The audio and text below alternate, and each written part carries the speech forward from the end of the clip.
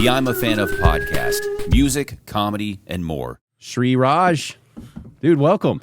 We canceled on each other multiple times. I'm glad we finally made this happen. I know, finally, yes. I was like, are we just going to cancel for like a straight year? You know, that would have been cool. That would have been hilarious. That would have been kind of like the who was it? Was it Jimmy Kimmel who was always talking about having Matt Damon on? Yeah, that's exactly what I was thinking about. Yeah. No, man, I'm very excited to talk to you. The last show that I saw was your first headlining show at DCC, right? Oh, is that the first headlining gig? First headlining gig, yeah. Dude, how does it feel stretching your legs as a headliner when you haven't done it before?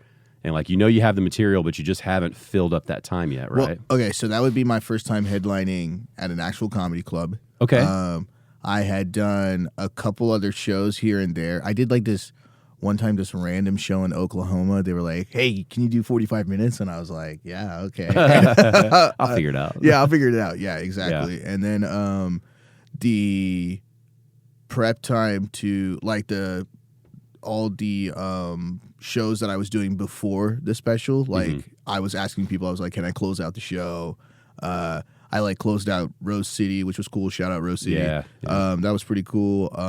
I was able to do a couple 325s. I think I did a bangers or something. There was something in there at DCC that I got to like work out as well. But there was a few times that I did Brazos Theater. Oh yeah, I keep hearing about that one. That's one that's on the list. Like I got to take a trip out there. It's pretty cool. It's a pretty cool place. I've been trying to take more trips to the clubs that are further away, just to see how different people are running things. You know. Yeah, Beth Richards runs that place. That's exciting. Yeah, it's pretty cool. You said, hold on, you said special. So I saw that you were filming it. Do you mean like you're filming it for like a special release? No. I meant like okay. I don't even know why I used that word. I was probably watching some specials, but I saw you filming it. I did film dropping it. clips and stuff. I did film it because the whole goal was like I was like, hey, here are the jokes that I'm going to say, and I'm just going to get these out there, and then now I'm just going to work on the new, the new 45 or whatever, you know. So well, now that you're on the other side of it, how does it feel? It feels good. There's definitely like. I had this whole goal of like I was like, hey, you know what? I'm done with these jokes. Like now I'm gonna move on, you know. And there's definitely times like in shows like randomly one comes out and like it'll be good, it'll be cool, and it'll be like a great set. But I'll like in my head I'll come off the show and I'll be like, I used one of the old ones, one of the safeties, dude. Interesting. Yeah. So when you decided to throw away what you're using, yeah. Does that mean you were starting again with a blank slate, or did you have like 5 or 10 that you were working on? Yeah, I ended 2023 with like 5 or 10 that I was working on. So I was like, I'm going to carry this over, and we're going to build this whole new like foundation of this whole thing, right? So man, I love that, and I feel like a dick because I'm not a comic, trying to tell comics that I feel like that's what they should do. Yeah, right? Is doing you know what I'm saying? No, I mean, so. To me, I feel like that's such an important part for the growth that you want as a comic, to kind of set these goals, achieve them, and then work on that new material. And like you said, you've got it if you want to like pull something out when you here and there. But I want more of DFW to get their mind around like burn some stuff, And I'm gonna you can do it. You can do it for sure. Because I think there's a lot of really great writers and performers here. No, for sure. I think the only thing holding them back is the fear of like that material's so precious and it took me so long to work on it. And that, you know what I mean? Mm-hmm. But as someone who just watches it, you don't want to be like, work on new shit. Like, no, for sure. And it also goes to that whole thing like, and you just had Arun on the podcast. Shout out Arun. Yeah. And like me and Arun have discussed this, and there's this whole like Gary Gulman thing and Mark Norman thing where a joke is never finished and a joke is never done. Like even if you have this joke, you're always gonna keep working on it. Like there's those guys that have just they do the same stuff, and I feel like the people that are really serious, like even if they're doing the same joke, they're changing something. There's something that they're changing. You'll never hear the same version. But it does feel like that sometimes. You know, when you do hear the same stuff from like at an open mic, you're like, oh, I think that was exactly the same. Like nothing changed. Yeah. You know? Yeah. And that's where it's like, okay, well, why are you doing that? You know, like, what are we doing? What's the point of doing your weekend stuff at the open mic? You know, like that sort of stuff. Like, why are we doing that? Like, it's an open mic. Just work it out, man. Yeah. The sandwich. Excuse me, like do the sandwich thing, whatever, you know, whatever you got to do. But what's the sandwich thing? It's like you start with like a joke that you have in your set, like one that you can start with, and then you end your set with one that's like in your that you typically do, and then everything in between is new jokes, new stuff. Yeah. I think. How would you approach another comic if you were going to say that to him? You know what, dude? You know what? Because you're going to be more. You're going to be taken more seriously than I would, right? You're a peer. You're doing the same thing they're trying to do. I feel like there's okay. First of all, I'm never about the unsolicited advice, so it's like very few people that I would even do that to. Fair. You know what I'm saying? Like I would be like, oh, and if it was someone that I did know and they were like doing, let's say they were just doing the same thing over and over again, it would just be as easy to just be like, hey man, like let's try and do something new. Because we can work together on it. Like that's the other fun part too, right? Like writing, just the whole writing aspect of it, like working together on something. Because that also gets you thinking about other stuff for your stuff. Yeah. Right.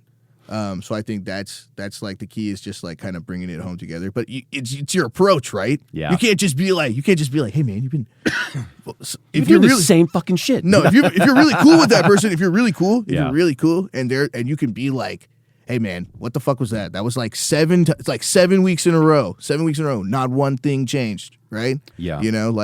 But if it's someone that you're just like, if it was like a new or younger comic, I try to be nice, but I know like sometimes like my voice, like the face, everything, like and they just don't know you enough to know like, is that good advice? Are they shitting on me? What's going on? Yeah, for real. And no, man, I don't try to be the shit on. Yeah, but if they don't know you, they don't know. For sure. Their mind probably they interact with you for 2 or 3 minutes, and then they just run away with like whatever however they thought that interaction went. Oh no, for sure. Yeah, for sure. Well, I mean, I'm fresh off of helping Lawrence record his thing, and we had talked a lot about that, about how, I was like, what do you want to use this for? Because to me, the comedy world is obviously flipped, where you guys need recordings and things to get your name out there, sell tickets, and progress. You know, so that's what him and I had talked about, and we kind of approached it from, this is going to be a tool for you, and so we don't want people who watched you at a show to go watch your recording and see the same jokes. Right. We want you to be working on new stuff in hopes that,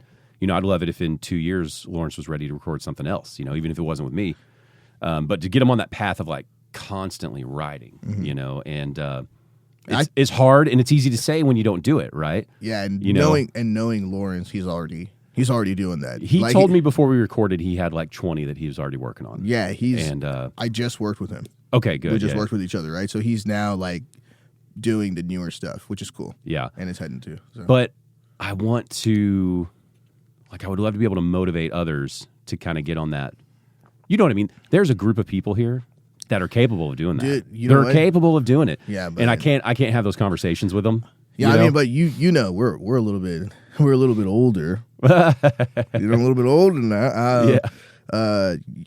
We both know, man. Like, I think life has taught me, like, you can't want it more than that guy. True. You can't want it more than you can, like, you can root for them and you can be like, hey, do this, say it or whatever. But at some point, that guy's either that person or whatever, they've either got to do that or not. That's true. I'm probably neglecting to understand that Lawrence was already coming in with that motivation. Yeah. That it had nothing to do with our conversations. It was really, he already had it in his mind and we were just agreeing. Yeah. Yeah.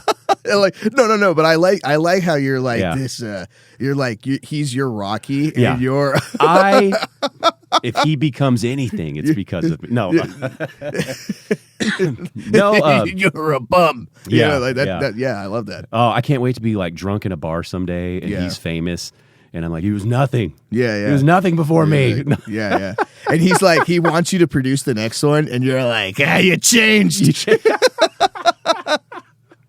Oh, my God. I would love it, man. But, I don't know. So that's been a topic on my mind a lot lately is just, can you motivate people to kind of do that? But you make a good point. It's like, if they don't want to do it, they're not going to do it. Yeah, man. I think it's a lot of like, you know what?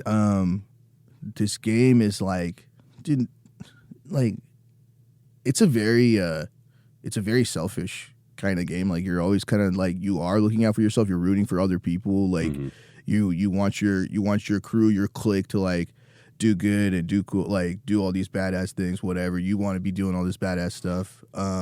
But at the end of the day too, you're like, hey, it's got to be within yourself. Yeah. It's got to be within yourself. Like I'm not doing it because other people are doing it. Other people are telling me. It's got to be like something that's like innately in you, and you're like, no, these are the things that I have to do to like get better, to progress. This is like tried and true method sort of stuff. This is what we have to do. So like, let me start doing that. So what made you make the decision? I want to put this chunk behind me. What was the motivating factor there? I think it was more like now that the game, this game is so weird now where you have to like put out clips and whatever. And it's totally, and there's no rules. There's no set way. There's no set way. And in my brain, I was like, so people would be like, are you sure you're going to put these clips out? You know, like you're giving out like actual material instead of like crowd work. And then in my brain, I'd be like, a part of me like would be like, yeah, you're right. You are giving away material. And then the other part would be like, but aren't we writers? Like we should just constantly be writing and just putting out stuff. Dude, I see so many comics on Instagram that just reel after reel after reel. And you're like, wow, these guys write. Of material. Yeah, these guys write. I'm not doing that at all. I'm not doing that. I'm not writing as much as I should be. I'm not hitting as many mics as I should be. And so it's kind of like this, like, I don't know. I think that's what it does to me. As a viewer, yeah, that's what I see too. And I wonder, like, is it my algorithm? Is it just what I'm getting? Yeah. Because when I see the constant crowd work post, I laugh. It's funny. I like it. Yeah. And I get why anyone would go that route. So no judgment.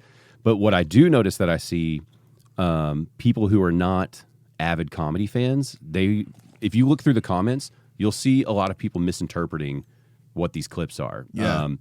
And they'll make assumptions that like this person's not funny. They can't write jokes. It's just crowd. They'll say stuff like, yeah, so sick of seeing crowd work. Like when are people going to write jokes again? And they think all of comedy has become crowd work. Oh yeah, because they just don't understand that you guys are trying to not give all your material away. No, yeah. So then when you see somebody throwing material out there, I'm the same way as you. I'm like, damn, that's like ballsy, man. Yeah, like, I know. It's like it pumps me up because I'm like, man, they just fucking put that out there. It's just a clip. It's not even like a high production. They threw out that amazing joke on like a cell phone with like decent audio. Yeah. And it makes me happy because I think exactly what you think is, damn, they must be really writing some good shit. For me, it's 100% a flex because like I know like more so than I think anything with the algorithm, it's consistency. And it's just one clip that just needs to take off. Yeah. And then when I feel like this is what happens, people post. One clip takes off, people swarm the page, and then they see like, oh, this guy's got all of these clips. Right. This guy's got all these jokes. He could probably do his own show. That's the whole thing. You get enough followers to get your own show, to be able to like book your own places, that sort of thing. I think that's the name of the game now, right? So are you putting those out there hoping that you'll be a really solid feature act, or are you trying to move in consistently into a headliner spot? I think it would be cool to move to be like, I think those are just the check boxes on the way to the solid headliner spot. You know what I'm saying? Yeah, like I feel pretty good about my feature set. Like it's really fun to be a feature because it's such a primo spot. Yeah. And I used to play music. Yeah. And so the equivalent was being the second to last band. Oh, yeah, there you go. Where it's like people are just drunk enough. Yeah. They're not tired yet. They're not thinking about tabbing out. No, yeah. It's just party. And so I get it. But it is, yeah. And then when I started doing the feature spot, I was like, oh, this is such a great spot. And then you could like always work out new jokes like in the middle of your set. You get this 20-minute, 25-minute set, right? Now you can like slip in stuff. You know, and you may go kind of up and down or whatever, but you're like still figuring stuff out, right? I think that's the best part about that, because as a host, you're not gonna. Yeah, I've learned quite a bit as a host. You're really like follow the rules, keep the show on the rails. Yeah, you know, keep it moving. Yeah. That's your job. Yeah, which is it's great. It's like pulling back the curtain a little is always fun. Now you watch shows from a different angle, and you're like, whether they were funny or not, you kind of don't even notice that. You're just like, damn, they're doing a good job. Like, I used to say, like, because I host a lot right now, and I'm always like saying as a host, like, hey, yo, if you have a good set, that's like the cherry on top of like all this other stuff that you have to do, right? Because honestly, like you're coming into sometimes in an audience like the Friday Night Late Show, that is a zombie dead audience. No matter what you are conducting. It's just the combination of work. I've been drinking a little. Now it's late, bro. Yeah, you are conducting a seance up there. I swear, you are like, please, because you would just have to raise it up a little bit, so then this guy can just hop off here, and then the headliner can take it from there, right? Like that's your job as the host. Like just bring up the energy level a little bit, you know? So I mean, hosting anything, but especially a comedy show. Oh yeah. I'm learning, you know, man, having a good host, a person, good intros, and people who understand the timing of getting people on and off stage. Oh yeah. And how much that keeps energy going or how much you can dip it down, you know? Just the person who quickly kind of jogs to the stage rather than taking the long walk. You know what I mean? Yeah. The little details, you know, none of those little details make it bad. Yeah. But when you see somebody doing all those little details, you're like, oh, man, that's a good host. Like, this show is just going. No, for sure. For sure. Yeah. It's interesting. I never would have thought about all the science behind this before this podcast, of just how many small things can make a show really good. Yeah, I was taught early on, Raj Sharma, shout out Raj Sharma, he was like, hey, when, because he brought me on the road a lot, and he was like, when you're a host, your energy is big as the room, like big as the room. So if you're like, you know, if you got a sold out room, whatever it is, like it's gonna be huge. You know, like even if it's like 3 people in front of you, like he would always say like, yo, those people came out, they paid to come out to see a show. Yeah. Bring it, you know? So like I think that was good experience to get early on. And then there's a swag to hosting. Yeah. You need there's like a swag to hosting, and you can tell like the guys that are like, okay, no, this guy, he gets it. He knows he knows all the like, hey, yo, like, bring it up, give it up for the waist. Like, he knows all the right points to bring the energy up and all that stuff, right? Like, which that's the hard part, because so many comics get into it because they're kind of introverts who didn't have a big social group. Like,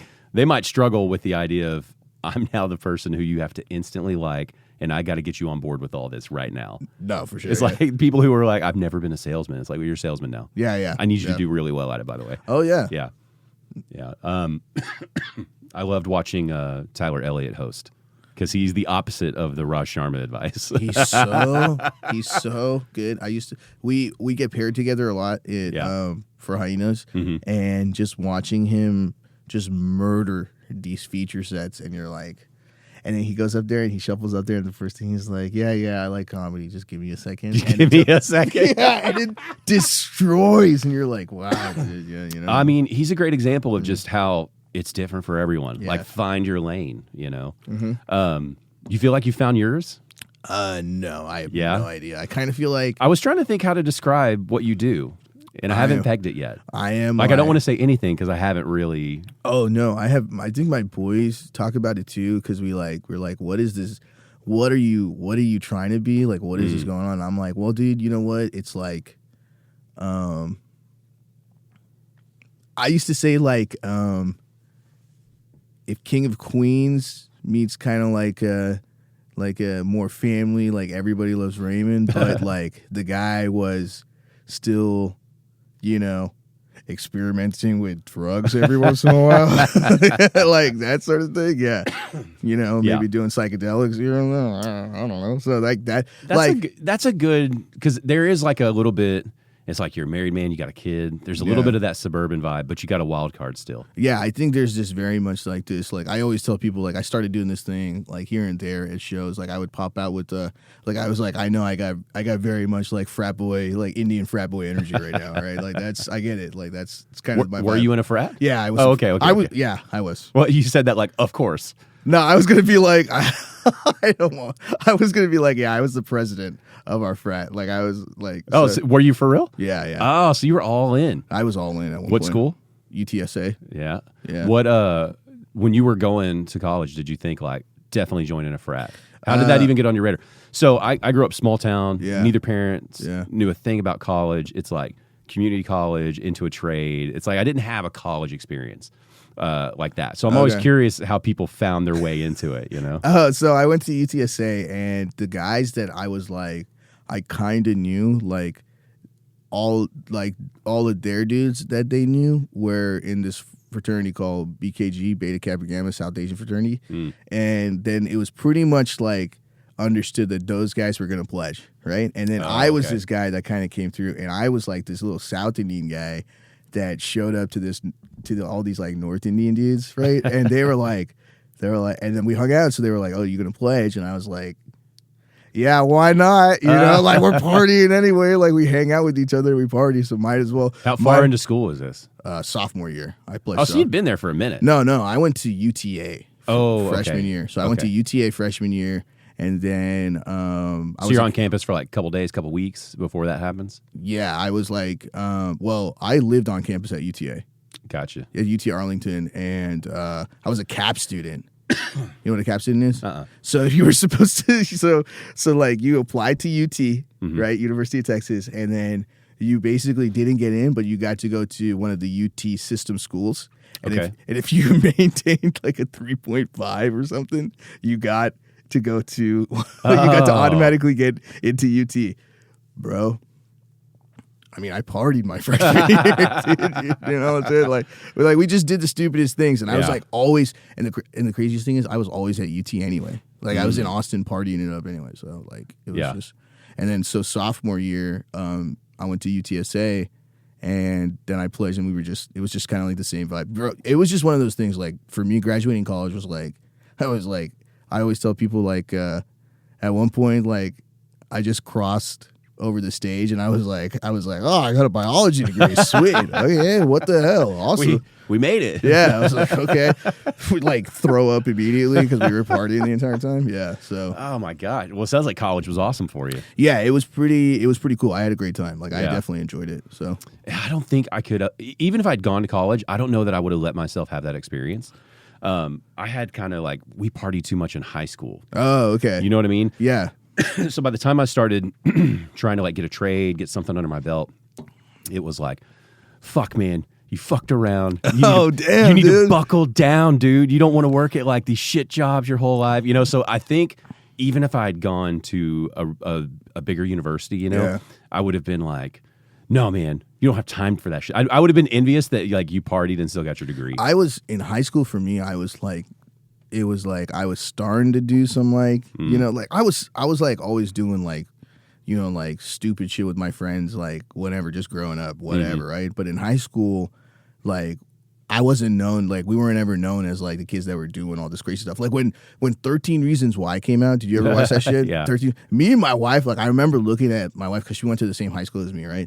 And we were like, I was like, yo, like I knew people were partying, like I knew people were like smoking weed and like having parties and stuff. Yeah. But like nothing, like I don't remember anything crazy like this, right? Like I don't remember ever being this intense. And for me, she was like, "Oh, did you go to those parties?" I was like, "No, bro, come on." For me, I was like, "Who's gonna pick me up from orchestra practice?" You know, like that was me. You know? So, yeah. I think that's the way you do it, right? It's like some people, it's like they party early, buckle down. Some people are tight. Were you a good student in high school, or were you just kind of getting through? No, I think I felt like I was a pretty good student in high school, except for like a few classes like math.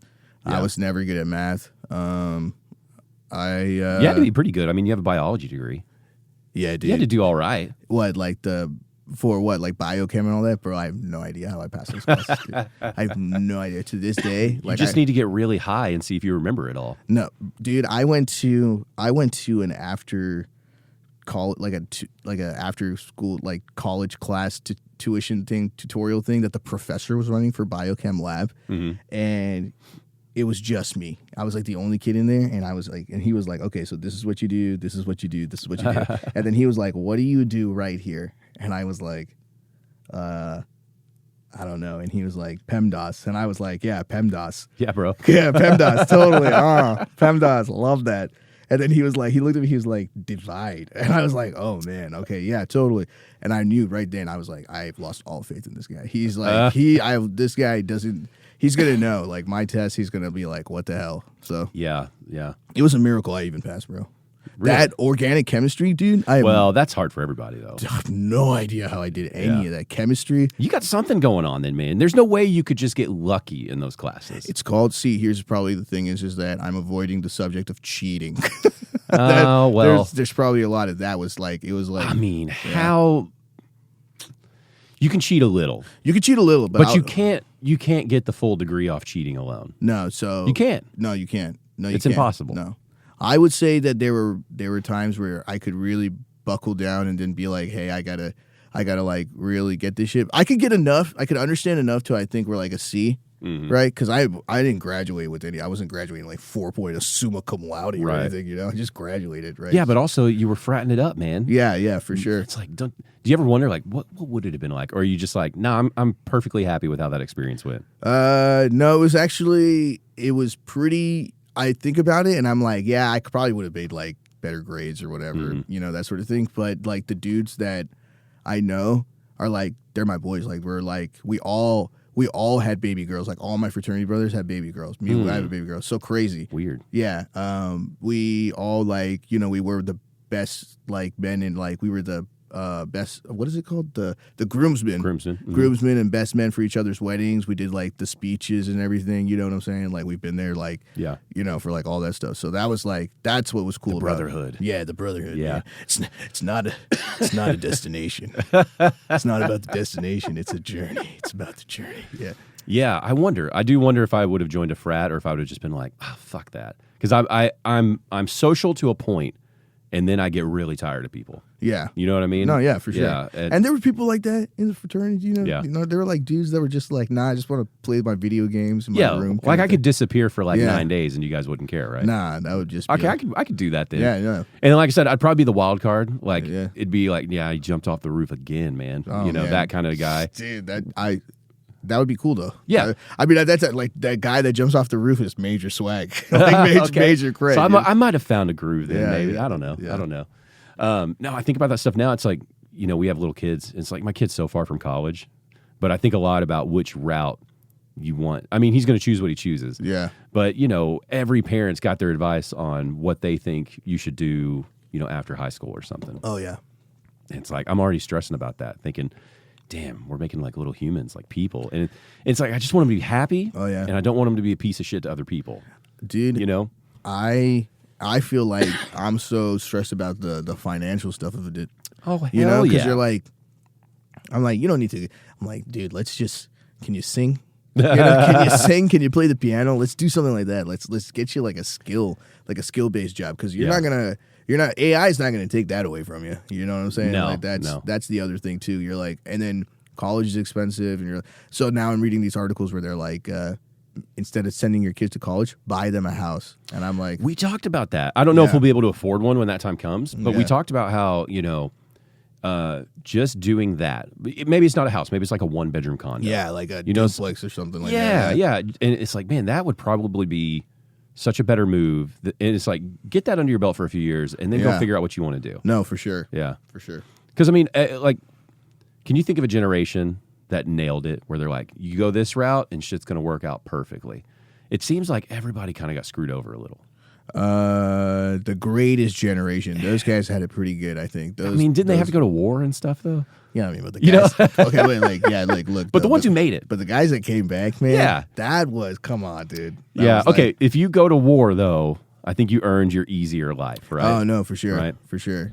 But no, I mean, you know, okay, you go to an overpriced college, you get all this debt, right? And then you work for a company that now doesn't give a shit about its workers anymore. Oh, bro. Right? Yeah. You know, it's that old trope is how many generations has that existed for now? So it's like, you really can't trust doing any of that. So what advice do you get? You know, it's really just, well, do what you love, but also, can you make what you love like a skill? Yeah, You know? That's, I think, like, it's like one of those things where you have to do that to kind of escape a little bit. Mm-hmm. You know, you have to, like, maybe do something on the side. Now everybody talks about passive income or whatever. Now, like, am I like, oh yeah, this is the best side gig in the world? Right. No, this is definitely passion. Like, everybody's the first thing is passion, right?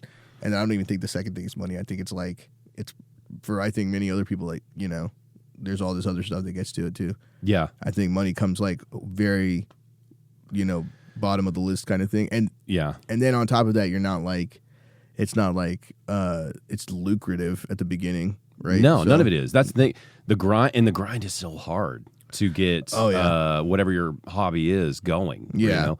We have a friend, her hobby, she loved cooking. She started meal prepping for her coworker. She was my wife's coworker. And she turned that into a catering business, and then finally turned it into like she's got a booth at the fair every year, like the State Fair of Texas. So they crush it at the fair, and then the rest of the business, I don't know their financials, but I'm assuming the fair probably floats a lot of the funding. But that's hustle, though. Hustle. That's hustle. And her shit was actually good, but it's like, man, you know, you forget about the days where she was doing like meal prep for all these coworkers, trying to do like whatever it was, you know, $5 a meal or something. And before comedy, I was thinking about doing food. Really? Yeah, I was thinking about going into. You like cooking, or did you just seem like a way to... just kind of doing like more like Indian fusion kind of stuff, and I really like cooking. Like me and my wife will like still, you know, throw it down in the kitchen whenever we can. I like grilling a lot and stuff. And there's like certain things that you can do that just mass catering that you could just do off the grill, you know? So were you going to do it as like a true meal prep? Like, don't think about it, we'll just send you 10 things or something? I was thinking more like, you know what? I was thinking it'd be cool to do like having like a late night little tent out like in Deep Ellum, that sort of thing. I was thinking about doing something like that and maybe seeing if I could like sling some, you know, some like wrap or something like that. Something like very... How would you get the food there? Would you do like a truck or like a little... 100%. Okay, like so you're thinking like a food truck. I would do... So I was thinking... So my whole thing was like, I don't really need the food truck. I could get... You can prepare it all. You could prepare it all. You just need to serve it. Yeah, I could prepare it all. Cloud kitchen. What I just would need is the... I would get a truck, but I would have just the black top. I would just have the flat top grill. Yeah. Right? And then so you can just kind of do like where you're just like heating up like, oh, this is chicken, this is your whatever, and then this is like veggies. You're just making noise with the utensils so people think it's being but it's just there. already wrapped up like pre-made. It's just in a microwave, just like circling around. You learn a couple Benihana moves, right? You know? Yeah. I'm doing like the onion thing on the top.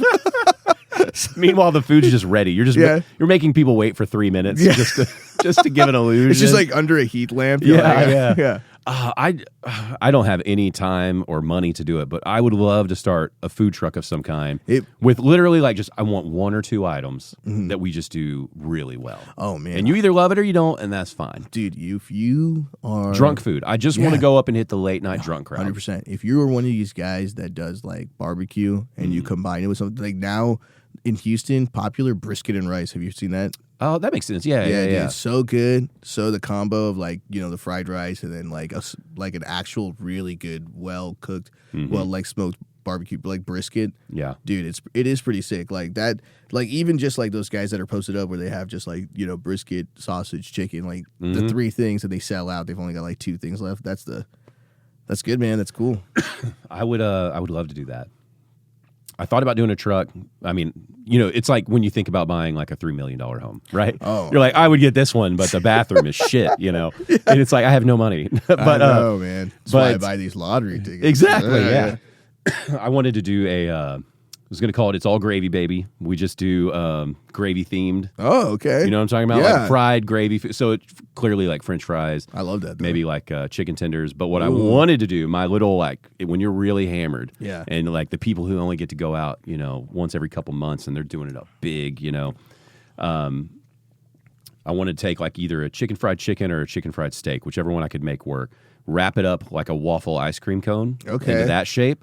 And then you put like a dollop of mashed potatoes on top with some gravy, little bacon bits, and then you're eating it like an ice cream cone while you're hammered. That is a state fair item. I thought so. Yeah. If somebody wants to steal it, it's not going to hurt my feelings. I'm probably not going to do much with it. But I was like, damn, that would just be fun to just like blow people's minds with your one little key thing. And then if you're just hammered and need to get out of there, it's like, oh, here's some chicken fingers. Have a good time, you know? Dude. But it's like, I don't even know that it would make money, but it would just be fun. I just like fun things like that. I think it would be sick, especially if you had like a booth at the state fair.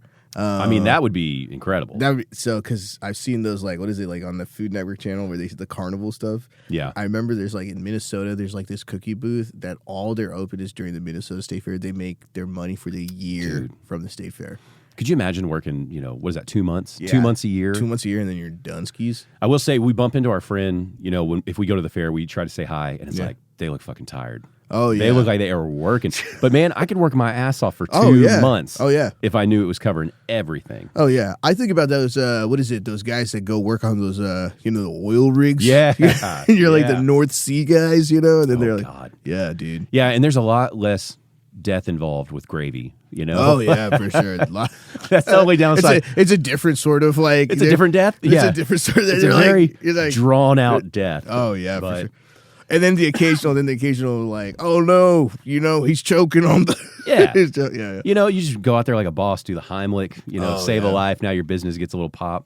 Dude. No, I don't know. You watch some movies and stuff, and it glamorizes the, driving around in a truck. Like, we'll pop up over here. Maybe we'll go over to Uptown. Maybe we'll go to Deep Ellum. Yeah. Maybe we'll head up to Plano tonight. I don't know. Yeah. But yeah, I would love that, man. I think you should do what stopped you from doing your food idea?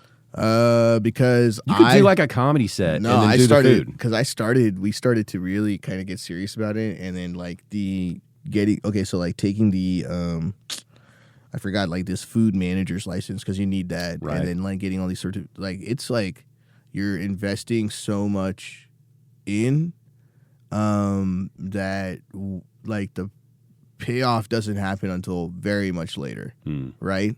So that was going to be, so we were like, hey, are we really invested in this? And at the same time, while that was happening, my boys were getting married, and I was doing all these like best man speeches, and I was nailing, I was crushing them.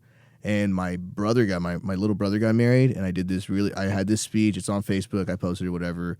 I basically did this like whole thing with the ukulele, and people at the end of that were like, "Are you a comedian?" And I was like, "Nah, man.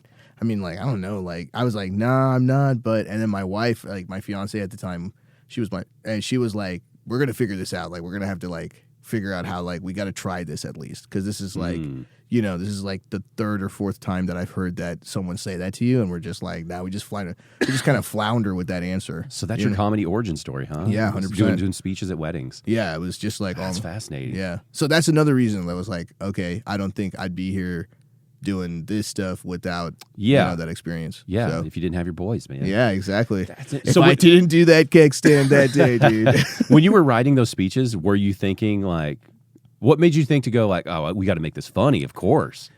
Just that was the personality, right? Yeah. I don't think they were like, oh, Shri, like make it super hard. And don't get me wrong. Did like they I was think you were the funny guy then? I think so. I think it was just like, so what happened was the very first guy that got married. Everybody was like, yo, what are we gonna do? What are we gonna do? So I was like, yo, I got a sketch idea. Like, let's just do like this. Little impromptu kind of like acting thing in front, and like Indian weddings are so glamorous, so over the top. So, dude, I've been to one. It blew my fucking mind. Yeah, so we were like, and we're not, me and my I've done it before, but like my boys at the time were like not like gonna do a Bollywood dance. They were like, so against it. They were not about it. They were like, we don't want to practice nothing or whatever. So I was like, let's do this. This is funny, and that was a hit. Like that was really funny, and that. So was that the first time you kind of felt that pop of like the cheers and claps? It was cool because it was like something I wrote, and watching guys say what I wrote and just like kind of they had their own spin on it or whatever, but it was like definitely what I wrote and whatever, and it was getting the pops. So that was cool, and just kind of seeing like everything play out, and then people were like, "Oh, that was really funny. That was hilarious." And then I started to write jokes in like a Microsoft Word document, and I didn't even know what I was like writing like premises. I was like, oh, this is a funny thought I had. Let me just write it down. And then I have this whole, like for 3 years, I had like this like Microsoft Word document about just all this stupid shit that I was thinking about. What I'm hearing then is from the start, it was really about writing for you. Like you enjoyed writing that sketch for the wedding stuff. You enjoyed writing. I do like performing, like even like doing like the reels and all that stuff. I do like doing all that stuff. But I mean, it all stems from good writing, right? Like you gotta, So what was like the early comedy stuff that you enjoyed?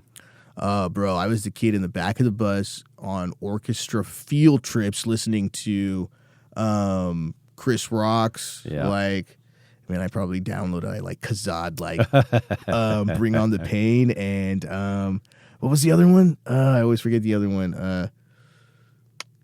I don't remember titles ever. I'm so bad me either. with it. But it was both. It was like both of the albums at the time. It was like, Bigger and Badder. That's yeah. right. So I had downloaded both of them, and it was like, I was in the back of the bus, like all these kids are like talking about whatever, and there's this guy talking about tossing. He was explaining the tossing my salad thing, right? And I was dying. I was like dying. I remember I was dying, and I remember I was like, that is so.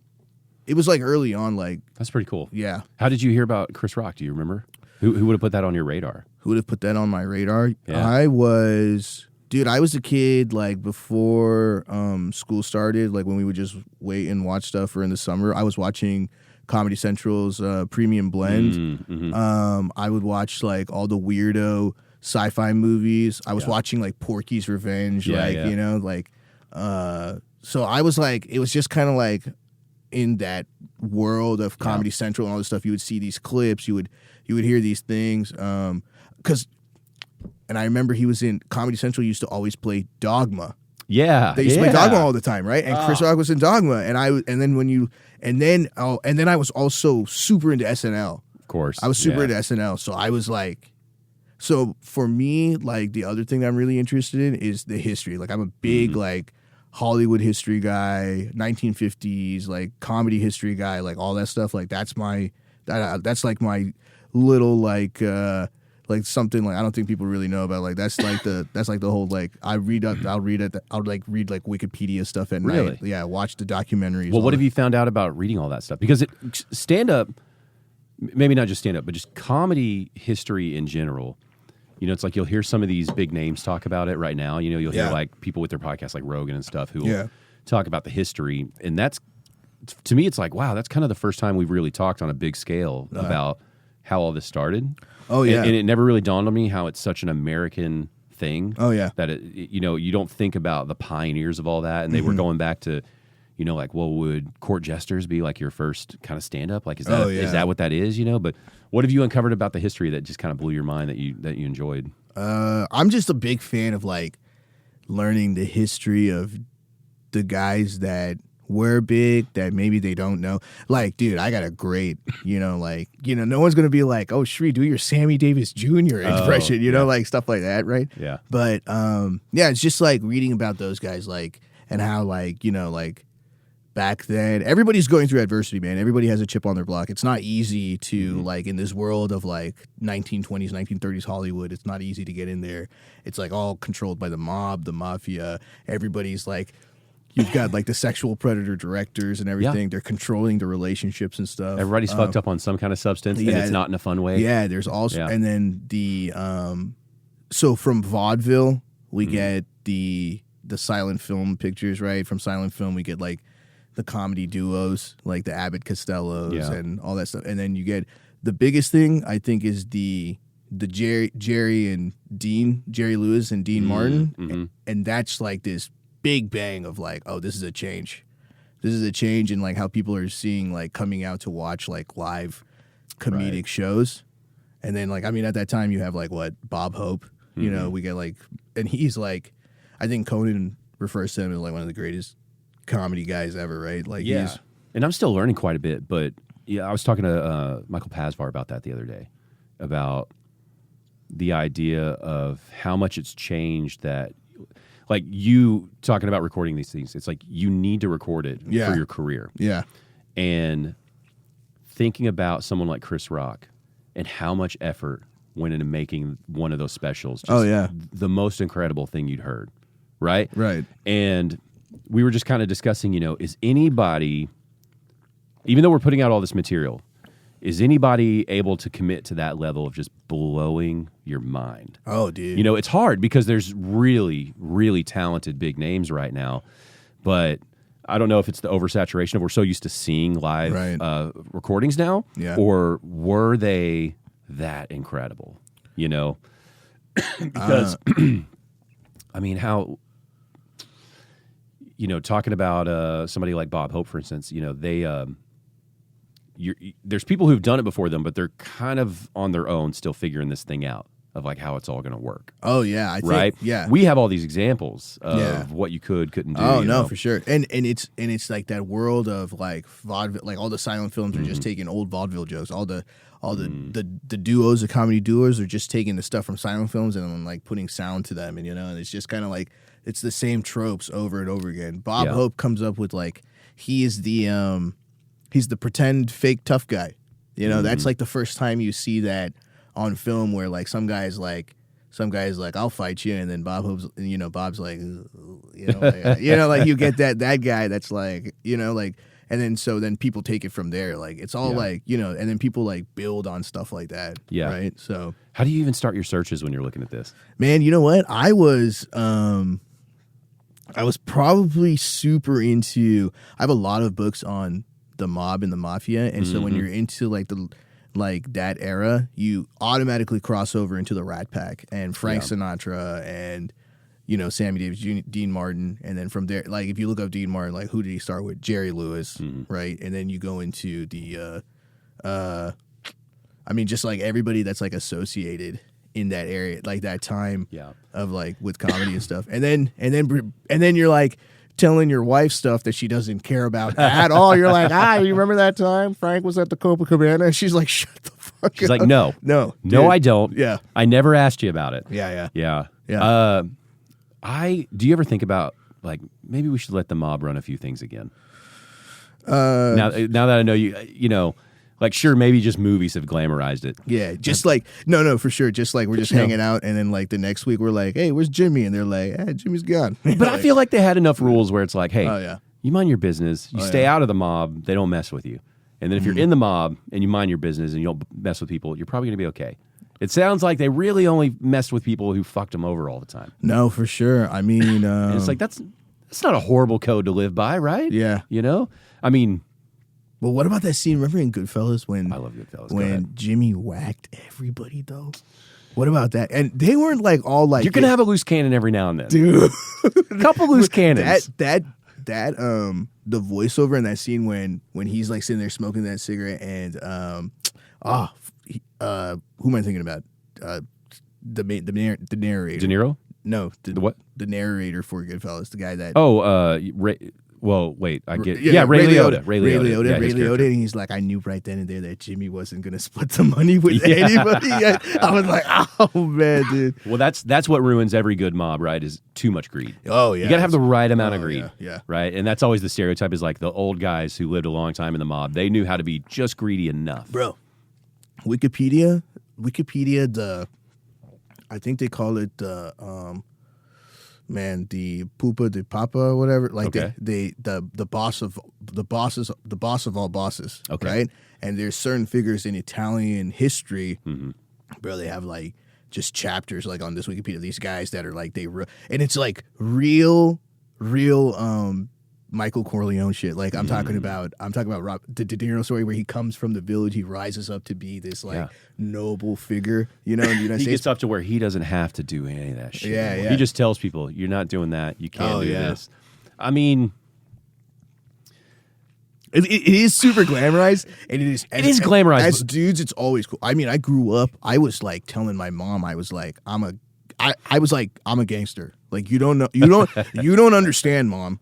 I am a gangster. Like you don't get it. Okay, I will finish my AP homework whenever I want. Right? Now take me to orchestra, please. Yeah, like okay, I need to restring my violin. I mean, I would love to see real reports on like, did we have less rape then?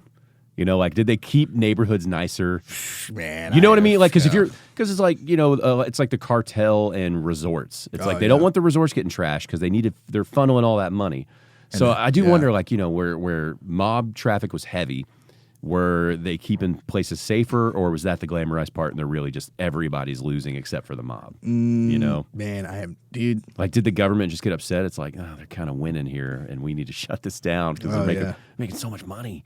But, you know, it's like if somebody robbed the store that the mob owns, that something's going to happen to them and then they're not going to get robbed again. Yeah. Right? Like, maybe we need a little bit of that. You know whose fault it is? Huh?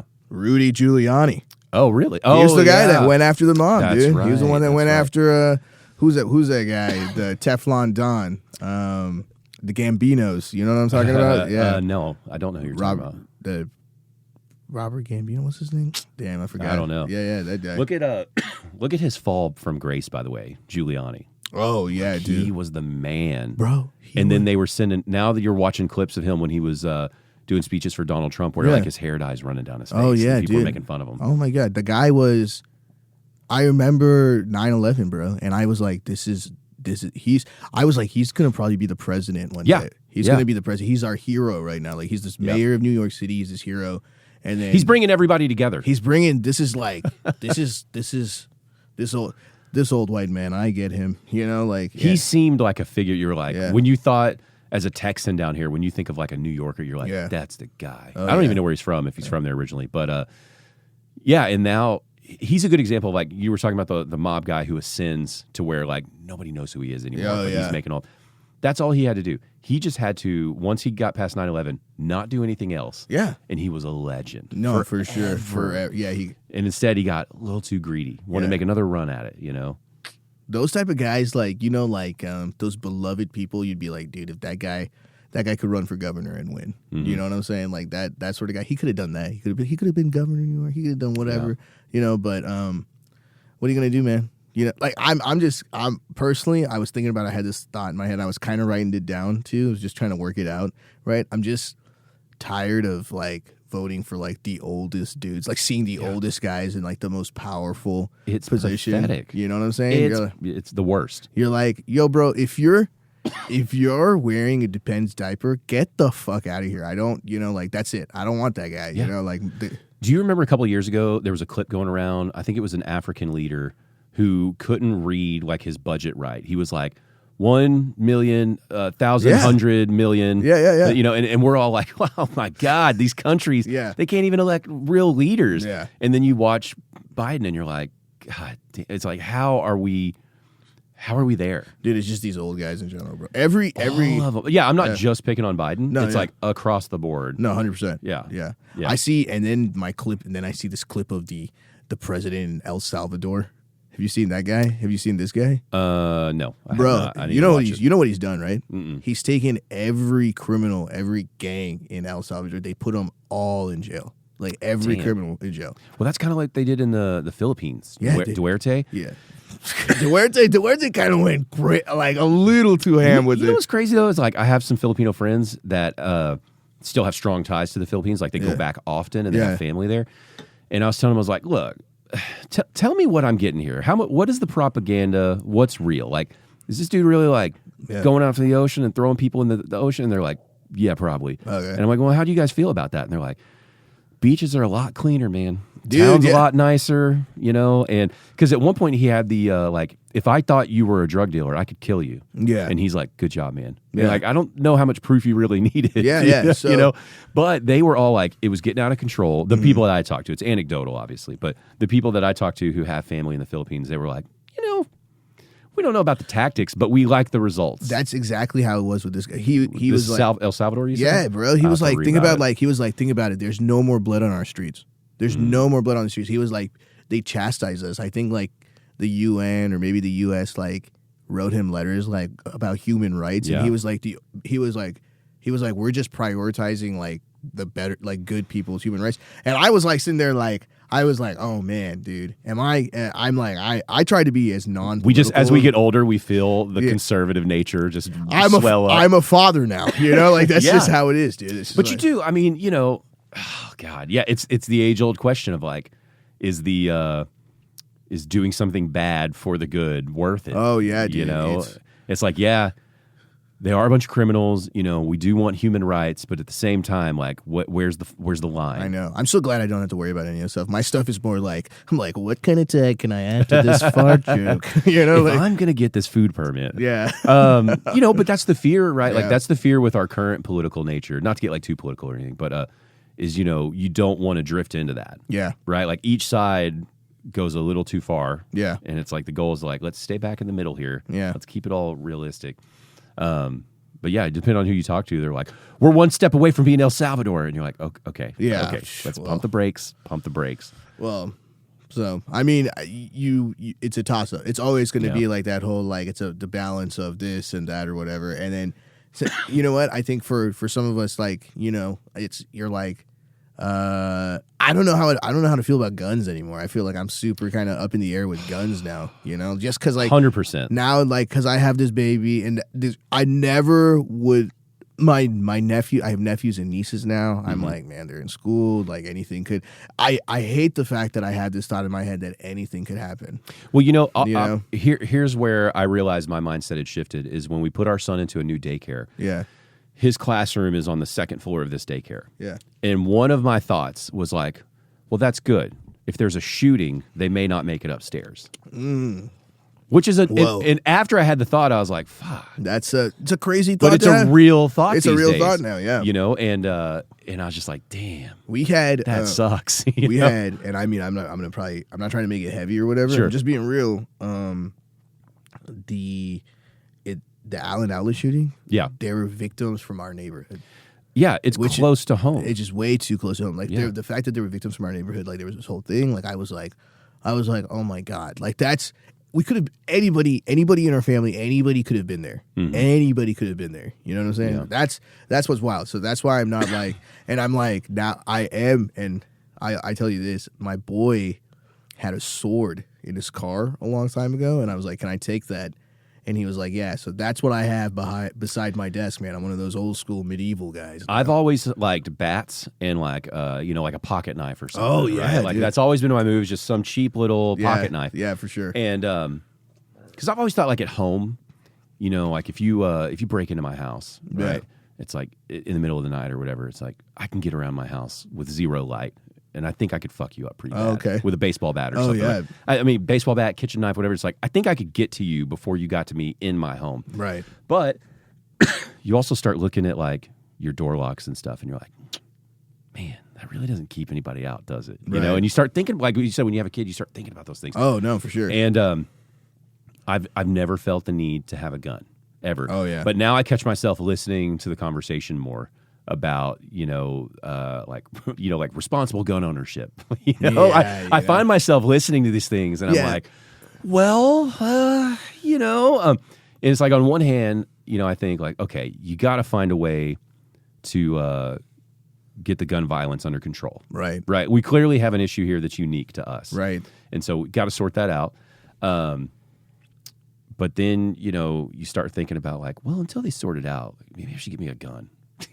Maybe I should just, just something a little, just in case. Yeah. And I find myself teetering back and forth on those conversations. And I think part of it is the people who used to always tell me, like, we need to have less guns. Right.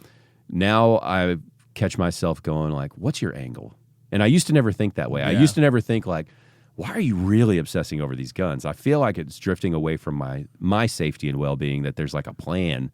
And then I start feeling more like a conspiracy theorist, and it's like, then I just feel dirty. That's the first step. You know what I'm saying? That's the first step. And then you're like, they're taking everything. Well, I heard there's a meeting. I'm just going to go listen. Yeah, I know, right? Yeah. I'm just going to go see what they have to say. Yeah. They got a couple good points. Yeah.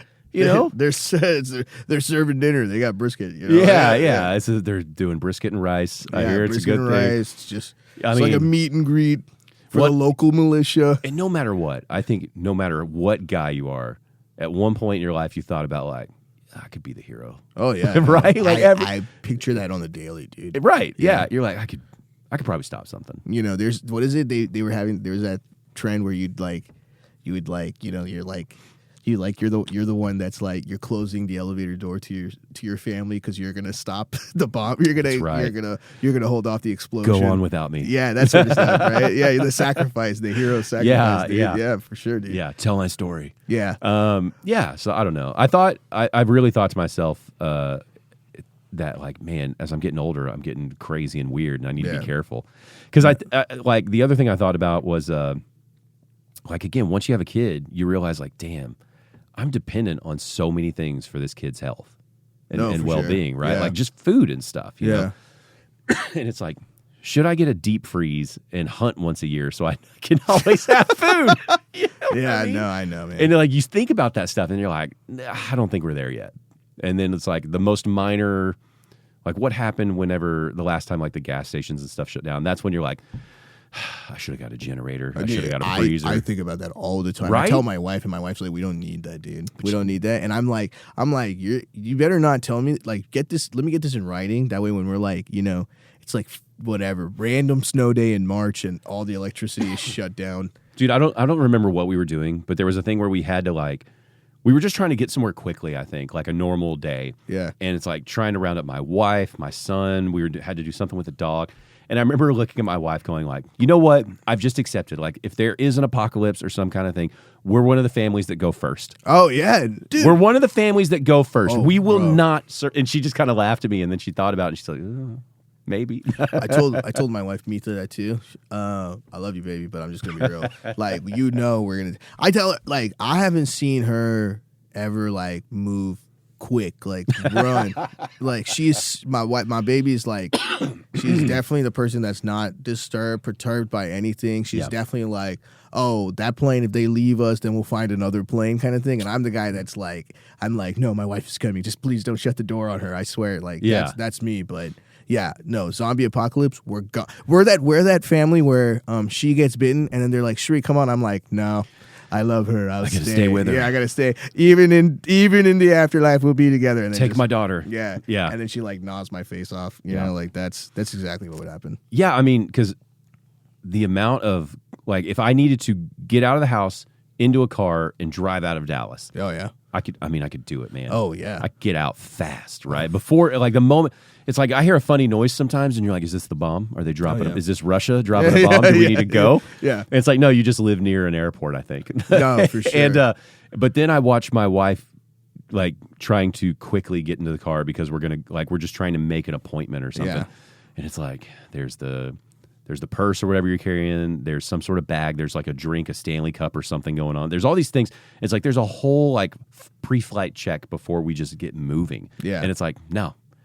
Now there's traffic on the roads. Now we don't make it out of town. Now we run out of gas while we're sitting in that traffic. We have to walk for a while. Somebody steals all our possessions. Oh, I know. And it's like, we're done. We're done. And that's when I pull out my Highlander sword. Right. And they're like, oh, this guy's already gone. Dude, you're ready. You're already, have you found like a back holster for it yet? I would love that, dude. You need it. That would be I'm going to sick. shop for you and see if I can find one. My boy's like, you still have that sword, man? I want it back. I'm like, nah, hell no, man. That thing's protect. That's my only protection. That and my putter. Dude, but a putter's a good weapon. I tried to practice drills with my wife, and she's like, we're not doing that. And I'm like, dude, we had, like, in case something goes down, you got to know, like, I want to know, like, you go to the closet, you like, you have the thing ready to go, you're calling the thing. You will not freak out. Yeah. You'll just kind of calmly react. Yeah. And she might be, you know what, we might be underselling her though. She might be like the assassin because she's already calm. She's like, we'll catch the next flight. Oh, she might be the calm, like, damn, babe, I didn't know you could kill so easily. Is that why she never runs? She's controlling her heartbeat. Like, that's just like all the energy and power. You're over there swinging the sword around, and she just pulls out a couple guns. It's like, ooh, handles business. Me and I learned all my fighting from just watching Kingdom of Heaven. You know, like I fight like a Templar knight. No, you're good. Yeah, that's it. You know what's great though about that sword, man, is you got a little girl. It's like, so you need to practice. You need to practice sharpening it. You know. Oh yeah. When the dudes come around later, no, you just got a fucking sword in the living room that you're sharpening. I'll just be like, I'll just be one of those weird dads where like she'll bring like a guy over and she'll be like, what's your dad doing? And I'm just like in my like, I've built like this Japanese dojo and I'm like in a samurai outfit just sharpening this blade, and she's like, he thinks he's Steven Seagal right now. Like that. You don't say things, you just give looks. Yeah. In Japanese though, just saying stuff in Japanese. Just really, really horrible Japanese. Yeah, and it's just like stuff that I learned from Dragon Ball Z. I'm glad I'm not the only person that thinks about these scenarios. I think about it more than I should. Oh, yeah. And like, I find myself questioning, like, oh, this is where you turn into a prepper. This is where you start. Like, I remember thinking, we were in a home here in Dallas. We were in a condo where a storm came through, and while we were in it, it ripped a big part of the roof off. So we're in the home while the roof's being torn off. Oh, wow. And so I had a little like issues with storms after that. I had like a little PTSD about it. Yeah, of course. And I didn't realize it for a while. It took me like a year. And then my wife pointed out to me, it's like, yeah, when storms come through, did you ever notice that you have like 3 weather apps? And you like check certain weather apps because you don't trust the other weather apps. And all. I was like, ugh. And I'm like literally like, I'm like peeking out the window like the storm can't see me, and it got weird. And so I was thinking like, we should rebuild a home, but we should have like the majority of it like underground. Oh yeah. That way, like when the storms just roll like through. a bunker. Yeah. And she's like, I'm not living in an underground home in Dallas. I was like, yeah, it's probably weird. Bro, one of my favorite movies though, Blast from the Past. Yeah. You know what I'm saying? Yeah, like I love that. The prime Brendan Fraser. Prime Brendan Fraser, dude. Yeah. Yeah. I mean, it worked out. He met a lovely woman. Oh yeah. It was all great. Dude, that movie's sick. But no, I do the same thing too. I'm very much like, I'm like, hey, we got to be prepared sometimes, right? Yeah. And she's like, nothing is ever gonna happen, and I'm like, no, don't say they that. all say.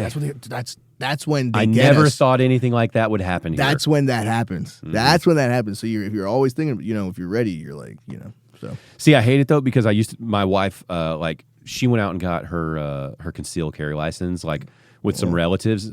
She doesn't have a gun, but she for them it was like a girls' brunch thing. Like, let's go get our concealed license. It'll be fun.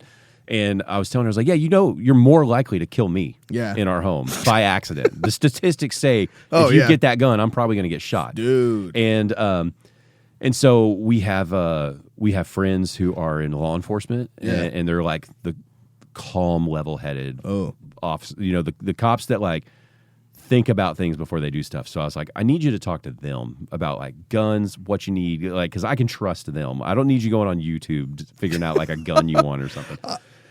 And they set her straight. They were like, well, what do you think you want a gun for? And they're like, well, what if I'm out and I'm in a dangerous situation? They're like, well, where are you at? And they're like a bad neighborhood or something. They're like, then just leave the fucking neighborhood. Didn't leave. Why are you in this neighborhood? Plan your trips where you don't go into this neighborhood. And she's like, well, what if it's late at night and I'm at a gas station and they're like, don't let your gas tank run down low. What do you know what I mean? Yeah. They're giving her all the real world. No, for sure. And that's how I've always thought forever. It's like when I go to Deep Ellum, it's like there's certain streets I'm never going to park on and there's certain streets I'll always park on. Yeah.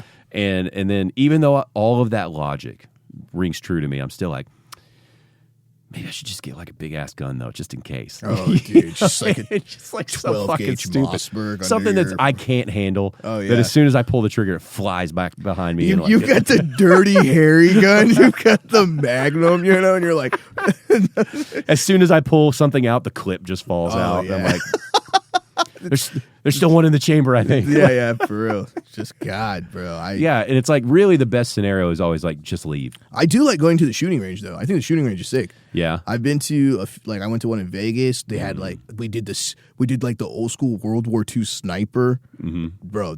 Those sort of things are sick. I've always thought I would really like distance shooting. Oh, you know what I mean? Yeah, like a rifle, learning how to shoot far away. Oh yeah. Because to me, it's again, it's if the world did end, yeah, that seems like a skill. Get some food, I'm always picturing myself as the what is it? Who Mark Wahlberg's Shooter? Do you remember that movie where the sniper movies where you're just putting yourself in the situation and you're like, I just need to take this. That was cool. If I account for the wind, it'll probably blow this way, and I can. I'll shoot him right through his own scope. There used to be stuff on the History Channel all the time, about the longest sniper shot, the longest sniper shot in Vietnam, in Iraq. They would do and they would just do the various they would talk about the kills and stuff. So it's kind of wild when you think of World War I and World War II, where you would have had real snipers like that were just average fucking Joes. Oh yeah, right? Because people back then didn't think a lot about I'm gonna make this a career. It was they enlisted, and that was the thing they were told to do. Yeah. Right, and then it's knowing that there were guys recently, alive from World War II, where it's I think he sniped 30 people or something, or whatever it was, and they're just now they work in insurance. I know, right? Just these guys. Yeah. I think that was one of Eliza's specials, confirmed kills. Confirmed kills. Yeah, Eliza Schlesinger had a special. I just remembered it where she was talking about that, somebody from that generation taking shit from a barista or something, and it's do you know how many confirmed kills they have? Some bullshit like that. No. But yeah, it's God, man, and then we're just so soft now. No, I love that. I love the guy that's they're how did he do that? And he's how did you learn? How did you get so good? And he's I was just shooting squirrels off the bird feeder, Yeah. And he's just this 40 kill. Yeah. He's shot down an airplane. and he doesn't even think much. He's just did what we had to do. Yeah. Them or me. Yeah. And you're oh yeah, man, I would definitely die in war because I would think too much about that person's family or something, and they're not going to think about that. Oh man, they're going to kill me so fast. I think it's so that generation of whatever, dude. I went to so me and my wife, I got to go to France and that's all that trip. And we went to, was that y'all's baby moon or it was this trip we were doing, just this European trip with her. Okay. Her sister and my brother-in-law. We were just we had it planned in the books. We were doing Paris and we did London. We did London we went to one of her cousin's weddings in London, and then we went to Paris. And then we just kind of did all the stuff around France. She gave me one day. She was like, what do you want to do that day? I did a World War II tour in Normandy. Whoa. She hated it. Love that you put up with it though, baby. I know that you hated it. She was not about it, but I was so, bro, we went to, yeah, what's that tour like? What do they show you? it was so cool. We went to so you can, there's like, I wish we had done the full day tour, but I know my wife would have killed me. Yeah. Right? But we did the half day tour where you can basically go and see where they landed on D-Day, like Dog Green Zone, the zone where where Saving Private Ryan, like, so you can see like the way the beach is, it's like this U, right? It's like this U, and every machine gun they had like these. You can see the hilltops where the bunkers at were with the so machine they're guns. just I don't know enough about the history. Why did they choose that spot? Because it sounds like the worst fucking spot. It's because it was like, so in actuality, it was like no one knew that was happening that day, right? Oh, okay. They were all fooled. So there's like Omaha, there's like, they all landed on like these different beaches, and I think that's like Omaha Beach, right? And then there's another one, Utah or whatever. There's like all these different sectors that these guys landed in. That was just like the worst sector to be in. It's called Dog Green Zone. Yeah, so okay. So you're still sitting there looking at. Do they still have the bunkers and everything? Yeah, there? they have the bunkers. They have the machine. They have some of the machine guns inside the bunker. They have the artillery. They have like, you can see like where like the Navy, like the ships, the American ships are like bombing, like trying to get it like okay for like them to go through. So it was really cool. And then I saw like where the American soldiers were buried. They have like their own kind of like Arlington kind of cemetery up there, like World War II soldiers. So it was really cool to like see all that sort of stuff. I saw all the I found like me, just because you can on Wikipedia you can do like lists of World War II Medal of Honor winners. Oh wow. And so like on the graves for the Medal of Honor winners, they were all like in gold, like they were emboldened in gold, and they had like the trophy and stuff. So I was like doing this. I had like my own scavenger hunt to like try to find like as many as I could. Whoa. And then look up their stories on Wikipedia. So I was doing this whole. I had like so much You're fun like with into it, man. bro. I love like I've definitely like I was definitely the kid that was like watching the History Channel, watching like when TLC was cool, when History Channel was cool. Like I was definitely a nerd reading about all that stuff, and then to see it like actually in person was sick. I took a stone from the beach. Oh, dude, I bet they hate. If they found that out, they probably hate it, wouldn't they? It's a beach. It's like a regular beach there now, right? So you can like people can just take whatever. Do people just go to the beach there? Yeah, people go to the beach. No, 100%. It's a beach, so it's like in the city, but it's crazy because there's like all these like World War II soldiers and pictures and flags everywhere. And there's like I don't know that I could swim and like hang out and drink on a beach that you knew that much carnage happened. Bro, people are taking their dogs, walking on this beach, like people are jogging. I guess Europeans maybe are more like so much of their land was war. Bro, maybe it's like, where are you going to go then if it's not, When we went to Italy, I was in Rome. I was at the site where Caesar got assassinated. The Ides of March, Caesar's getting assassinated. People are eating ice cream, smoking a cigarette. It's become a cat sanctuary. So like in this area where Caesar, there's all these little street cats that are hanging around. There's like people jogging around and stuff. I was like, weird. these people are fucking. Europe is one of those weirdo places. Like when we went into London, like I walked into a building and I was like, man, this building's pretty old. And the guy was like, it's been here since 1887. And I was like, this should be in like a museum or something, right? And he's like, this is just a Kinko's, like that's the closest thing I had to that is when we were in when I was in Boston, whatever little area we were in. It's like the traffic was horrendous, in the streets are just these tiny little streets. Right. And I'm sitting there like, Jesus, why don't they widen these fucking streets? Yeah. And it's like, these were some of the first roads. Oh, right? I'd love. This is like horse and carriage. There's no widening this. What are you talking about? It's like, oh, sorry, I'm from Texas where every road is pretty new. Oh, and yeah. it's 8 lanes. Like they're like Paul Revere. Right, yeah. Road decent. I love and it's like, I love that. And then you realize it's like, oh yeah, most of Europe is that way. Oh yeah, for sure. Where it's just old shit. And crazy, like surprisingly, it's like a lot of it holds up. No, for sure. It's like, how's this building from 1700 still standing better than the homes over here? Yeah,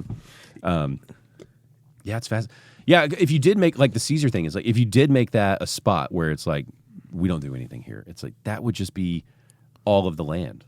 All of the land is some historical marker. Oh no, for sure, Yeah. for sure. That's exactly because there's so much history. Mm-hmm. There's like everything like. There's so many, like, you know how there's like historical marker. You see like a random historical marker, like this was the first barn here in, like something like that. But over there, it's like every other corners. There's like something that went down. Yeah. Right? So I know people like Americans talk a lot of shit. But it's like, man, I feel like I would really like living somewhere in Europe. I don't know where, but I don't know. It feels like I would really vibe with that. Italy. Yes, like the vibe, the lifestyle. I think they were just like they're more about like let's enjoy life. London for sure. I think it's just like it's like New York, man. It's like the European New York. Paris was like France was like dude. People were snooty. Like it's. Have you seen a guy? There's some guy on Instagram that goes around. He went around in France and was just showing you like France is a shithole. Oh yeah, like dude. that's all. Yeah. He would like take you to these beautiful spots and just show you why it was terrible. Oh yeah, but like clearly it's like over the top. But it was really funny. A bunch of people got offended. That was my first viral clip. Like my first over 1 million views, over 1 million shared clip was this clip that we did in Paris, and that just kind of blew up or whatever. And sounds like we got to take you back, man. I know, right? I have all these ideas. Like if we go back, I was like, yeah, we could do this, we could do that. So, what was your favorite part of it, though? Favorite part of the London and France Just trip? the whole trip. The whole trip. Yeah. What was it? The World War II Normandy Beach? Dude, that was the best part. And we also ate in London. We did a one Michelin star Indian restaurant, nice. which was good. Yeah. Dude, we love that shit. We're such foodies. We're like, okay, we'll wait to pay the electricity bill, but we'll buy this Michelin. You got to have something you love, man. Yeah, man. Yeah, that's exciting. It's just I never would have guessed you as this big history buff. And it's because like the frat guy accent. Yeah, right? I know for sure. You know what I mean? No, 100%. But now I'm like, we got to get you on the road with Shane Gillis, man. You guys would just click. Oh, dude, I mean, anything kind of history, anything, you got to understand where you came from, right? Yeah. Like that sort of thing. So, and it's so like, I don't know. There's something about like finding out like, oh, Conan is influenced by the Bob Hopes, the Rodney Dangerfields, like all these people, and then Conan himself, like our generation of comics, like they all look up to Conan as the guy that put them on. Yeah. Right? Like that's like all that stuff is cool. And it's like a lot of comedy that seems real like cheesy and hokey now. Yeah. It's like when you start thinking about it, it's like, oh, no. They're imitating what was groundbreaking at one point. Oh, for sure. Now it's just been so filtered and watered down, but it's like, no, that was like a legit way to do it for a long time. And you don't even know that you're ripping something off. Like now it's been filtered down so much, you don't even know that you are stealing this version. You think it's this original thing, and there's no shame in that. It's just, it's kind of like in music. It's the amount of people who don't understand they're probably influenced by like the Beatles. Oh, no, for sure. Right? Yeah, 100%. And people who hate the Beatles, it's like, yeah, I heard that guitar riff you're playing. Yeah. It's like, that's probably inspired by the Beatles. We can go find the album. You didn't realize it because it inspired the guy that inspired you. Yeah. But that's where we're at. No, 100%. Because even guys like, I love Mark Norman, and it took me a minute to kind of peg what he does, but he is a cheesy 80s comic, right? It is all like the whoa, like of the 80s. It's just his shit's so clever and controversial that there's enough bite to it still where you're not like, this is cheesy as fuck, No, for sure. But he is like the whole like, I'm gay. It's like, that's an 80s like, whoa. Yeah. He for sure owns it though. Like I love it. I love it. Yeah. It's awesome. But I was like, what is he doing? For a minute, I just couldn't peg what it was. And I was like, and then you learn about him and how much he is like a comedy aficionado of like the past. Like he knows a lot. And it's like, oh, okay, this is a little more surgical than I thought it was. Like, you know exactly what you're doing with how you're performing. I think you've got those, like, just knowing that stuff, because then you'll know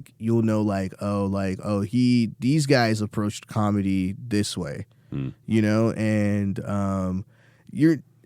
I mean, obviously we're looking at the greats doing it, you know, like all this stuff. And how many of us are like secretly influenced by Conan O'Brien, like watching him as a kid and him doing like all this like side like all like these little things, the we little do sticks he would do at the desk. Like I think I just did that the entire like this podcast, like just the random stuff that we would do. Like that's so much from him sort of thing. And staying on Conan, it's like how much did his humor influence you through something like The Simpsons? Oh yeah, where you for didn't sure. even know it was Conan. Oh, yeah. But it was still his writing. First 10 seasons of The Simpsons are just like, they belong in the the vault. Yeah. Like, And I forget his name, but he does so many of the voices, and he's also like a comedic actor. Hank Azaria. Yes, him. Yeah. It's like, again, a testament to like how under the radar he is on some things. Yeah. And it's like, oh my God, he's been in so many and he's things. and he's such like this. Now he's like this whole for the brown guys, the Indian guys with the Apu thing. Oh, like, yeah. Man, that was I never knew how to feel about that because. Well, how do you feel about it? Because I don't know. You're coming at it from a lot of different angles. Oh yeah, you know what? Because And clearly, like, I don't see a guy like that wanting to. He was making a voice. He wasn't trying to like insult a culture. no, for sure. But yeah, it's an insulting voice, right? no, know? It's man, how do you even like? Does it matter? I don't know, dude. I'll tell you this. Like, I went. Well, when you heard it, did you ever think like when you were watching The Simpsons, would you watch it and think that's fucked up, or would you just kind of laugh, or like did it cross your mind then ever? I think as a kid, it was like no. I think as a kid, I was just like, oh man, I can't believe they have this Indian guy. Is he this crazy version of us? Yes, but is he like this successful Indian guy? Does he have, like he owns the station, he's got the wife, he's got the multiple kids, he's like one of the most successful guys in Springfield or whatever. He's right? low key the man. Yeah, he's low key like he's this guy. But yeah, is it weird now? Is it weird that a white guy's doing it? I don't know. I legit had a show like a few weeks ago where the comic before me did every other joke was like this Indian accent joke. Was he Indian? No, dude.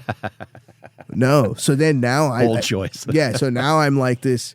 But if you're in the brown, like he's let's just say he's brown, right? So when you're in this brown world, like you can kind of, I think there's like this pass to maybe kind of do that stuff, right? But then you're also like, if the next guy is Indian, like if I'm Indian, like I'm gonna go up there and I'm gonna be like, am I gonna really do? These people just heard the accent like for 10 minutes. Am I gonna go up there and just do the Indian accent again for 10 minutes? Yeah. And that was, dude, that happened like very early on, third or fourth open mic, dude.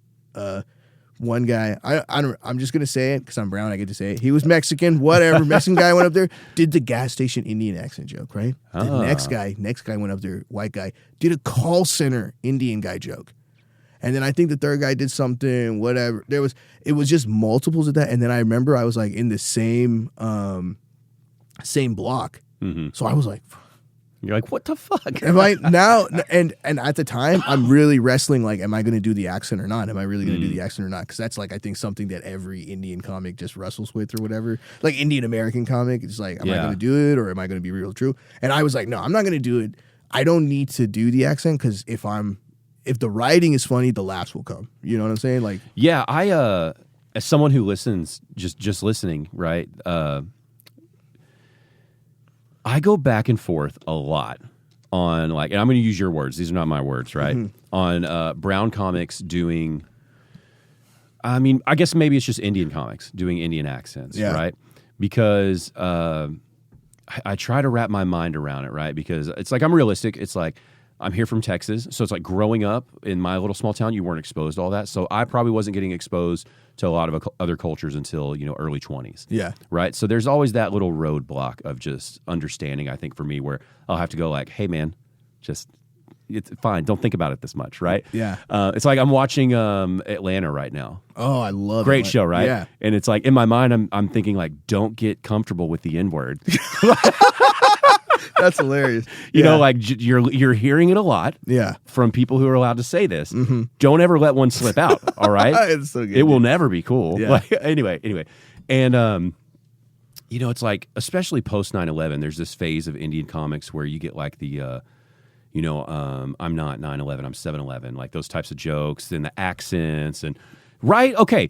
So to me, I'll see an Indian comic start going down that path of like an airport joke or something. Yeah. And immediately in my mind, I'm like, I'm fucking over it. Yeah. But then I think like, well, am I judging too hard? Because it's like, if that's your culture and these are the jokes, that are relevant to you, right? It's like, okay, am I being a little too harsh on this judgment? Or it's like, so to hear you kind of go, we're hearing all these fucking accents all the time by people where it's like, is that really the choice, you know? So I'll tell you two things, right? The most recent thing. So two of the things, the reason, and so for me, I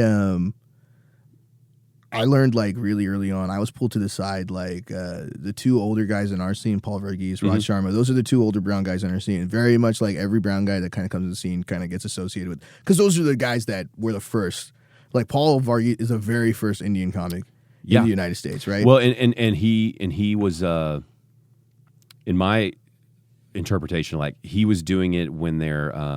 I mean, he was going with Russell Peters. There was nobody doing it, and there's flyers where Russell, I think there's a flyer, and I might be wrong, right? I don't think I'm wrong. I've seen this flyer where Russell is opening for Paul. Wow. And legitimately, I think the next year, because the whole YouTube thing happened with Russell, where some random Indian kid went to his show, cut it up, put it up on YouTube, and just blew up. He just blew up. Like, and Russell says, like, hey, one day we were doing like this 400 seat, or like we were like in this theater. We were like, let's just do this theater show. The first show, 40 people. The second show, 400 people. The third show, 4,000 people. Like, it was just like that quick for him, right? And so those guys have pioneered like this whole like the accents and doing the Indian accents and whatever. And that's like that generation of like, hey, we're introducing Indian people to the world. Right. And now there's like, I feel like there's kids like me, like, dude, there's so many kids that have this immigrant story where we grew up in America, where we're young, you know, like, for me, I always tell people, like, it felt like I was never American enough for Americans and never Indian enough for Indians. Like, I had to, like, be, like, in this own space where I was kind of, like, you know, you kind of meld two worlds together. So with the accent, you know, it's personal, you know, like my dad, I felt like, you know, like my dad has the accent. It's pretty strong. Like my mom speaks better than my dad. And I felt like my dad in his brain kind of feels like, oh, you know, maybe I could have been somewhere more further along in my career kind of thing. Right. Like if I didn't have the accent, if I could like speak more eloquently. Right. He you know, and then the other part is like the second part, like this whole immigration story stuff, dude. I've seen comments now. I saw it on. Shout out Usama Siddiqui. He was on like the Late Show, right? Bro, people are sitting there commenting like, oh, the same typical immigration story. It like, why can't there be anything different? So now you're like, okay, well, you have to do stuff differently. You can't just... Which is awkward though, right? Because that's his experience in this you're like, world. Dude, he's drawing from what he thinks is his story and is funny. Yeah. But now you have to decide, like, is that unique enough to talk that about? population of people is probably super small. Right, that population of people saying stuff like that is super small because everybody, you know what, the immigration story like that, it's a real experience. People buy into it. America's a melting pot. I'm not just like when people are saying their stuff upstage, dude, it probably connects to so many other people, like, you know, like in the crowd or whoever you're listening to. Right, I think the accent thing though, personally, it's always going to be a struggle thing. I feel like I'm always going to be like I'll do it. And then I'll probably feel like I did it in my set. Like I did it like off the riff kind of joke in my set for DCC. And when I watched that part of the set, I fast forward through it. So, but that's the flip side of it where I'm thinking about it, where like, am I just being an asshole for judging it that hard? Because like, I love Bill Burr. Yeah. If I hear Bill Burr do a stereotypical Boston accent of a relative or something, I don't think, oh, geez, another fucking Northeastern accent. Yeah. Right? Yeah.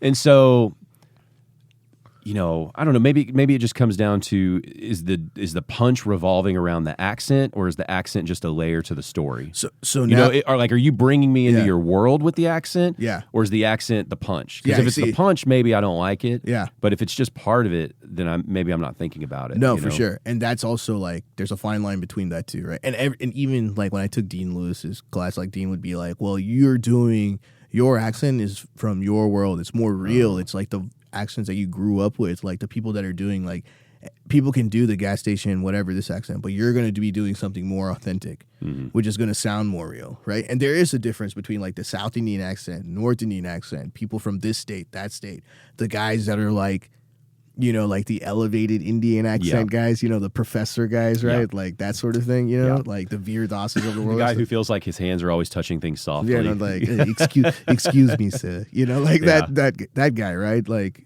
you know. Yeah.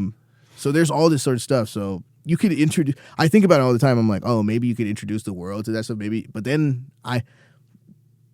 do you then get into the Russell Peters situation where, you know, like, do you remember that New Year's Eve movie? And he was in this movie, this New Year's Eve movie.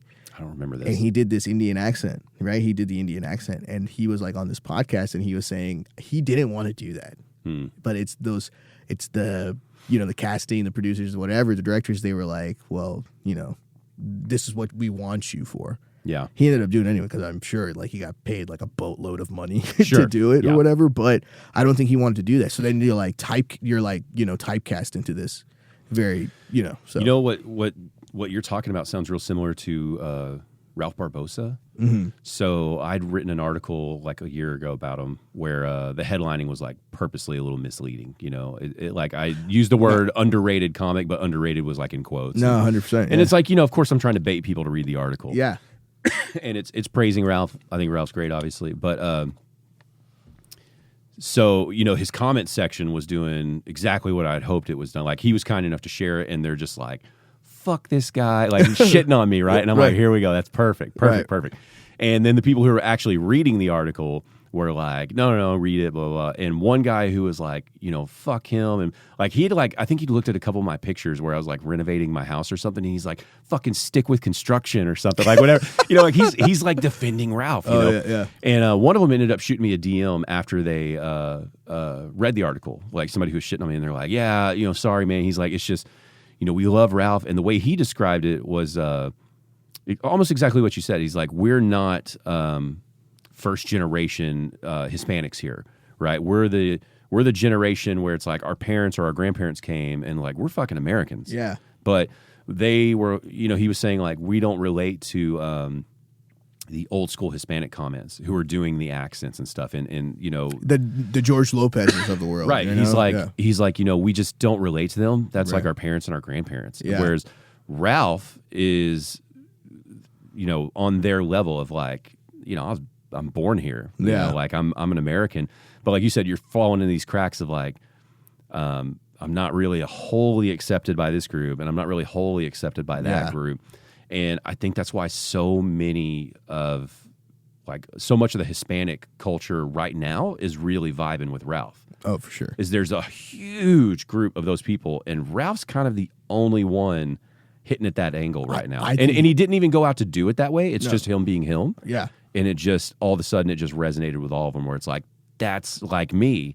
He's telling jokes like I think, you know. I feel like I've talked about this with like my group of friends, like, you know, like my little core group of comic friends. Mm-hmm. And I'm like, there's this this wave of Latino, like, you know, American comics happening right now that are just crushing it. The Ralph Barbosas, the Ken Flores, the Rene Vacas, like these guys that are just like, you know, they're just crushing it right now. They're just destroying it. And it seems like, to me personally, not being biased just because he's from here, but it seems like Ralph is kind of like leading this, like spearheading this kind of this movement of like whatever's going on, which is great to see. You're just kind of like, you know, like me on my side, I'm like, man, it's cool that there's opportunities like to see like that could happen, right? You just kind of like, you're like, oh man, I really hope like maybe there's a chance like that for, you know, because I'm like, oh, is the brown wave, is like the Indian wave over kind of thing, like this Indian scene in Harlem? I don't think so. Well, that's why I was bringing it up. I think exactly what you're talking about is the same thing that Ralph was kind of unconsciously doing. Yeah. Which is you are a representation of a certain type of like, what did you just say, American Indian? That seems weird. I guess Indian American. Indian American? I don't know. Yeah, you know what I'm saying. Yeah. But like, you know, you didn't immigrate here. Yeah. Who immigrated here? So my personal story. Yeah. I did immigrate here. Oh, you did. So okay. so that's even more different for me because I feels like what age? I was like 87. I was born in 87. My dad was here 90. We came 90. So 3, and then. So how old would you have been? I was 3 years old, and then here for a little bit, and then my mom was like, I miss my family, and then we went back for a little bit, and then my dad was like, no, come back now. And I think by that time I was like 6 or whatever. Gotcha. So 5, 6 or whatever. So okay, but that has got to be a common story, right? Like it's no longer like they went to America and we didn't see them forever, right? Yeah. You know what I'm saying? Like, Yeah.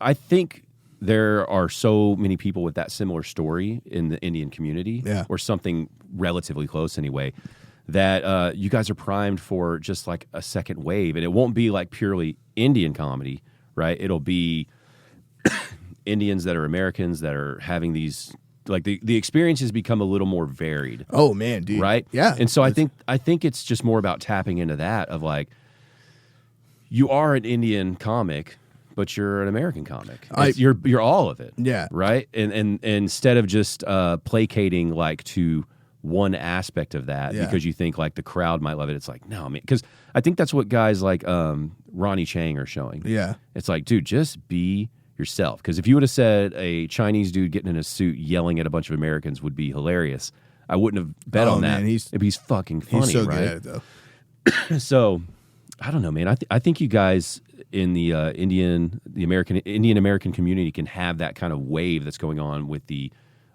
Hispanic American community, right? No, for sure. We just What's stopping it? No, I have no idea. Just got to get. Maybe you're the man. Just got to get into it, right? Maybe this is you. Just got to do it. It takes. You just got to get into it, man. So, at 6 years old, do you remember the experience of living in India? I feel like I have like random. Yeah, I have like memories here and there because I did like kindergarten over there. Like they separate kindergarten like lower KG, upper KG, lower kindergarten, upper kindergarten. I don't know why, but I think we start school earlier over there. Right. So it's almost just like a pre-K, basically. Yeah, I remember doing that, but I was already like, so we came here super young, right? And I feel like I kind of like learned how to be like this American, like, you know, like I was already kind of like, now I'm like this American kid that's bouncing off the walls kind of thing. And then we went back to India, and I was the kid that was like talking all the time. The Indian teachers were like, this guy, like this fucking American. yeah, I know, right? Yeah. He doesn't sound like any of the other kids either now, you know, like that sort of thing. So, yeah, man, it was just, and then I think then coming back over here, like the whole ESL, like I tell stories about being in ESL and stuff like that. Yeah. That's all true, dude. I remember that material. Yeah, just being in like ESL, figuring that out. And I have stuff, questions, but I'm not going to ask them because I don't want to blow up your bit or whatever. But the ESL thing is funny. Nah, you can ask any questions. You sure? Yeah, I don't care. I just love the feeling bad for the Irish kid? Yeah, the Irish kid, yeah. Being in ESL. No, that dude, there was 100% this Irish kid in there, and we were like, how the fuck did he land in there? bro, I have no idea. Like, were they just like, we've got to get your accent under control? I Like, think so. I think it was definitely one of those places because I remember thinking to myself, like, I was like, why am I in this class? And I remember even my parents at one point thinking, like, my parents were like, oh, we accidentally signed you up for ESL one year. Like, you didn't need to be in there. And so I was like the kid that was like, you know, I was like speaking English, like doing well. And like, I was like surrounded by all these kids that were like barely speaking English, Right. you know? But a few years before, I remember being like in a kid, like the Irish kid, I was like, this guy's, I don't know whether it's just like being an immigrant thing and just watching TV all the time. I was like, this guy's like, he's speaking English. Yeah, we are talking. Yeah, like this guy's like clearly speaking English, but Yeah, man. I imagine he thinks back on that now, and he's just like, "That was fucked." Like they were just like, "Man, you sound pretty funny. Get him in there." Get him. Yeah, dude. I remember because we used to spell stuff like because the English spelling is OU for stuff like color CLOUR. Yeah. Bro, I spelled like color like COLOUR one time, and the teacher was like, "Get this kid, he's got to revamp his whole education." Yeah, because they do all that like color and tire spelled like TYRE. Yeah, they do all like sorts car of, tire. Yeah. So Yeah. That's interesting. I mean, how much have you tapped into that? How much do you sit down and write about that experience? dude, I got to try to write. I've written more. And the bit goes into like this whole thing of like almost like kind of finding like an identity, right? Like there's like when I first started doing my set, building my set, it was like, hey, this is what happened in ESL. Well, then, you know, this is what happened in like 4th grade, 6th grade, 9th grade. I used to have like these stories of like, this is what happened in school. Right. And I would just kind of do the set this way. But now it's like kind of all over the place. There's like observations, this and that. It feels like it flows more naturally instead of just like this story building block thing. Yeah. But yeah, I feel like I can go a little bit further in there, like go more in depth with it, but it's one of those things where it's like, well, which direction can I take it in? Like, is this going to be really funny? And then the way it is right now is already really funny to me. And people have come up to me and they've been like, that's like my favorite bit. Yeah. In your set, that's like my favorite bit. Then you're like, all right, well then, I don't want to like change it too much because if people like it, there's like, and then sometimes you do it and it doesn't hit and you're like, I'm going to change everything. Yeah. So. Yeah. Well, that's its own mystery to me. Like I keep saying on here, there should be an entire, collegiate field of study about why rooms have the energies they have. Oh, dude. Why I can watch you do a joke 5 times and get 5 different responses. Even though, you know what I'm saying? It's like, what about the crowd? What about the room is changing these things? It should be, there's a lot of just human nature to study there, right? Yeah. Because it is fascinating. Like you'll watch someone just nail it and get the biggest laugh. Yeah. And then you'll see them a couple weeks later, they're nailing it. It's coming out perfect. It's no fault of their own, and the crowd's just yeah, the crowd's like whatever about it. It makes no sense. It definitely, and like it's something we think about all the time. Like, oh my God, why didn't it hit in that room? Like, why did this? And dude, I've been in those situations where you're like, oh, I'm gonna dump this joke. This audience hated this joke like 2 or 3 times. This joke hasn't worked. I'm gonna dump it, and then it's like just like that very next time you do the joke, and it just like. Well, and on the flip side, it's like you've seen at this point, like we have a couple great open mics that have crowds consistently. Yeah, and you'll see someone who the joke's not that funny. It's just not that funny, and you've seen it a couple times, and you're like, I know they're working on it. That is not funny, or to me anyway. I don't like it, and you'll watch crowds hate it. Yeah. They won't tweak it, and they'll be in front of an open mic crowd that just starts to love it. And then they start to love them, and it's like they have their hero moment. Oh, yeah. With almost garbage material, right? Yeah. And you're just like, good for them, first of all, that they're getting this moment and feeling a laugh. But you're like, why? I've seen this fail so much. They didn't change a thing, and these people are now loving it. And it's really not that funny. But something about the energy in that room that night, the person on stage just got them. Oh, no, for sure. And it's just strange. You're just like, wow. And it's not a comic that has it down yet. It's an open micer who's starting and like trying to find their legs, and it shouldn't be working, and it just starts working. And you're like, what is that? It's fascinating. You know? I get it, man. I try to never to like judge too hard because I've like been in those situations where I'm like I want to clarify. I'm not saying like they fucking suck. I'm just saying it's something that clearly is like raw and they haven't worked on it enough. No, dude, it's flowing. You know what I mean? I 100% know exactly what you're talking about. Okay. The guy comes up and you're like, he's throwing dog shit at the wall. Yes, he's throwing dog and trying to see what sticks, and then one fucking thing just levels the audience, and now they're all about everything this guy says. And you even see them like they're holding the mic the whole set. They've been looking down before, and then they're like.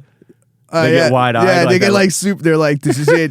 There's something here. I'm keeping this. I found it. I'm keeping it. And you're like, dude, your fucking placenta joke really hit tonight, And they're like, yeah, my placenta stuff is fucking killing. And you're like, and then like a week later, they're like, I don't know why this placenta stuff's not working tonight. You're like, dude, it's like, dude, you got a false positive. I don't know what to tell you. Yeah, maybe it's because you're talking about placenta. Like just It's I don't know that it's fascinating. Like I try to convince other people is like go to these open mics as fans, right? Go as fans and watch this process. It's fascinating. And then when you go watch someone with their more polished material, I feel like it gives you this whole appreciation of like, damn, that like now you always knew it was funny, but now you respect like, wow, they got it there, like knowing they're going through these trenches of open mics and stuff. Because it's like you'll see these people all the time. Their sets will evolve, they'll hit another gear, and you're like, damn, so and so figured that one part out. It's getting pretty funny now. Yeah, and it starts getting exciting, And that's what's cool. Like, there's this clip of. Arun shared it with me of like Mark working. Yeah, this joke I sent Arun that clip. Oh, you sent the one about smoking. How and then it's like cutting out this line and this and that. It's awesome. Yeah, and it's cool to see the process, and that I love that their podcast just because like when they dissect the bits and like working talking about stories. We might be drunk. Oh, we might be drunk. Yeah, we might be drunk. So that's the one with Sam Morril, right? Yeah. And so just watching the process go down with a guy like that, you're like, oh, this is a master. is a master working his craft right now. You got to pay attention. You got to watch. Yeah, because the bit was about how smoking used to be cool and weed was lame. Yeah, and now it's reversed, right? Yeah, and it just shows him chopping out the fat, dude. So good over multiple shows. And I'm such a bitch about that. Sometimes you're like, nah, this isn't. I'm gonna say the line that I cut out earlier just to see if it still works, and it never fucking works. Still, so the reason I'd sent that to Arun is he was saying he felt like he was in like a little bit of a writing funk, and I was like, look at, and I know he loves Mark Norman, and I was like, look at this process. Like, you should just film, like, you should just pick any joke you have right now and just try to do that process and just see what happens, and like film it for yourself, rewatch it, clip it together for yourself, and just see, like, is it working for you? You know. And we talk about, we talk about writing all the time, and I feel like, Arun's one of those guys like, oh, I'm in like this writing funk or whatever. Comes to the open mic, there's like one bit it's like this great, like this premise that he has that's great or whatever. He works it out, so like he's definitely like, but it's one of those things though. It's just about putting pen to paper, like just writing consistently, because you never know what might turn into something. We had a really. I thought it was a hilarious moment that night. Do you know? Oh my God, such a nice guy, Greg Catapoti. So, me and Arun were standing there talking, and he's talking a little bit about writing and just premises or whatever. And he wants like he's looking for like an inspiration or something, right? And he's there with me and some other people, and it's like I like to run, and so he's like maybe I'll start like running or something, And so we're talking about like. I'm being like douchey about running a marathon and be like, you hit these points where there's like dips and you got to like dig in and blah, blah, blah. And it's like, that's where you're at with your riding, and you got to like blah, blah, blah. Yeah. And somebody else is like, you need to come rock climbing with me. And we're all talking about these experiences of like, push your limits of what to do or whatever. So after we all simmer down with our like ego bullshit talk, right? People fade away and Greg's like, Arun, he's like, so you're wanting to write some more? Yeah. And he's like, yeah. He's like, and you're hoping you can find like new material. And he's like, yeah. He's like, so instead of like running marathons and rock climbing, he's like, how much do you sit down and write? So good, dude. Great. And he's like, yeah, no, maybe I should. He's like, maybe just commit to like 30 minutes a day of writing instead of saying I'm going to go climb a mountain. Yeah, no, that's. And it's like, damn, dude, that 100%. Was. I was like, yeah, don't run. That's stupid. It makes sense to do I get it. Like, hey, so you have to, my wife is always reminds you have to live life to talk about it, right? Because I get so like, no, Mike shows, and she's like, no, we're going to go on a vacation. And that's the only time I really step away kind of thing. But yeah, like that 30-minute writing, dude, if you do 30 minutes writing every day, fucking more power to you. Because I'm telling you right now, not everybody is doing that. There's a very small percentage, few people, maybe even in the scene, that are actually doing that, writing 30 minutes every day. I'll tell you, I'm not doing that. 30 minutes every day, it's not something I do. I come up with stuff randomly throughout the day. I'll text myself these premises and stuff, and then when I do find the time to maybe expand on them a little bit, that's when I'm kind of writing or whatever. That's when I'm really kind of sitting down and writing. Or there are times when I have like those little premises. I'm at the open mic and I'm doing what that fucking guy is doing and throwing dog shit at the wall, seeing what sticks. And I'm hoping that I'm doing it in a little bit more of it's not just, it's a little bit got more some tact. Yeah, it's a little bit more structured, right? So yeah. How often do you think you do like sit down and either do like pen to paper or get on a computer or what? Like how often are you just doing just a writing exercise for yourself? Writing exercise for myself. I would say at least there's moments. I would say 3 days a week. There are times when I'm consistent. I'm just sitting there, and it's not. I wouldn't say writing just stand up sets. I would say also sketches too, because like. There's like these, and it's so hard for me, man. Like whenever I'm writing sketches, like I'm in this mode, I'm like writing sketch after sketch, and then to make the switch to stand up, for some reason, it takes me a little bit to kind of get into the stand up mode of writing. And so like guys that are like John Mulaney and Bill Hader that can just bam, bam, bam, whatever, switch off on and there. Guys are geniuses, but I try to do I'll try to minimum at least 2 days, because you gotta. I think that's at least finding the time to write. It's tough now, but yeah, it sounds like you've got. It sounds like you have a lot more work ethic about this stuff than you maybe realize you do. I would like to think so. Everybody can always use more, but I don't know, man. That's it's exciting to hear people within the scene who like really value it like that, who care about it, right? Yeah. Because I mean, you view it as, I don't know. I think what I get worried about with our scene is you got all these really, really funny people who are going to let it pass them by. However that may be, right? It's like, man, I just want you to seize your moment. Like, you're really funny. Again, going back to like, I wish you could just shake some people and just be like, put that pen to paper, go do this mic or whatever you need to do. It's like, no, for sure. You're the one who could be the killer around here and you're not doing it. Whatever that, pick the person. Everybody's probably got their own version for sure. of that.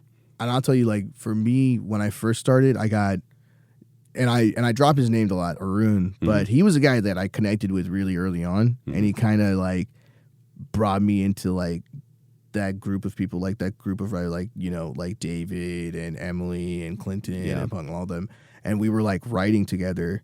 And I remember because like I would watch them at open mics. I was coming to open mics and just watching people before I started, and I was like, those guys have like this structure down, and it would be really cool. I remember like I would nerd out. I was like, man, it'd be cool to like hang out with those guys. And then when I did start hanging out with them, just because through Arun and just kind of chilling, like in my mind, I was like, okay, now that like we're cool, that's awesome. Like these guys are cool, but I want to prove to them that I can also belong writing wise. Like I'm not just some guy that's hanging out just to have fun. Like I'm here to I want to show y'all like, oh, this is like the way I'm writing. I'm bringing ideas to the table. Like we're working stuff out. I'm not just here to hang and chill and drink beer or whatever. Like there's actual like serious stuff happening. Because I remember when I first started, like I was like, hey, you know what? Friendships are gonna happen or whatever. But it's like that's the cherry on top. Because no one's ever like, oh, I'm getting into comedy to make friends. You know, like that's not. It is. I mean, you were saying it earlier. Like it's part of the reason it's so selfish is that it is a lone endeavor. Oh yeah. And then when you do form these groups and you do form these friendships and they're in the trenches with you, beautiful, awesome, right? But then you also have to like keep progressing. You can't just stay stagnant. You have to keep progressing. This is one of those games. You never stop. Like once you're in this thing and you're going to keep going with it, you never stop. You just, So talking about these groups, the way I think about, we were talking about all these greats, and it's I think what I'm starting to see is like part of what made pick your clique of really famous comics right now, and they were all kind of on their come up in a certain area around the same time. Like it's all the people who like once they hit like their 10-year mark or whatever, and other people just kind of drifted out. Yeah, they were still grinding, right? And so then by the time they're 20 years in, now all of a sudden it's like Tom Segura looks like an overnight success. Yeah. And it's like he's been doing comedy a really long time. No, he's been doing it a long time. Nate Bargatze looks like, oh, this guy just popped off. And it's like there's all this material has out there. It's like it's wild to think you can go see really fat, out of shape Tom Segura before he was rich. Yeah. And there's a special of that on Netflix, right? And so, it's like you have these pockets of comics that after that kind of 10-year mark, they stuck with it, buckled down, and now they're all reaping the benefits of it. And it just seems like we have our little pockets here where it's like, you guys are priming yourself for that.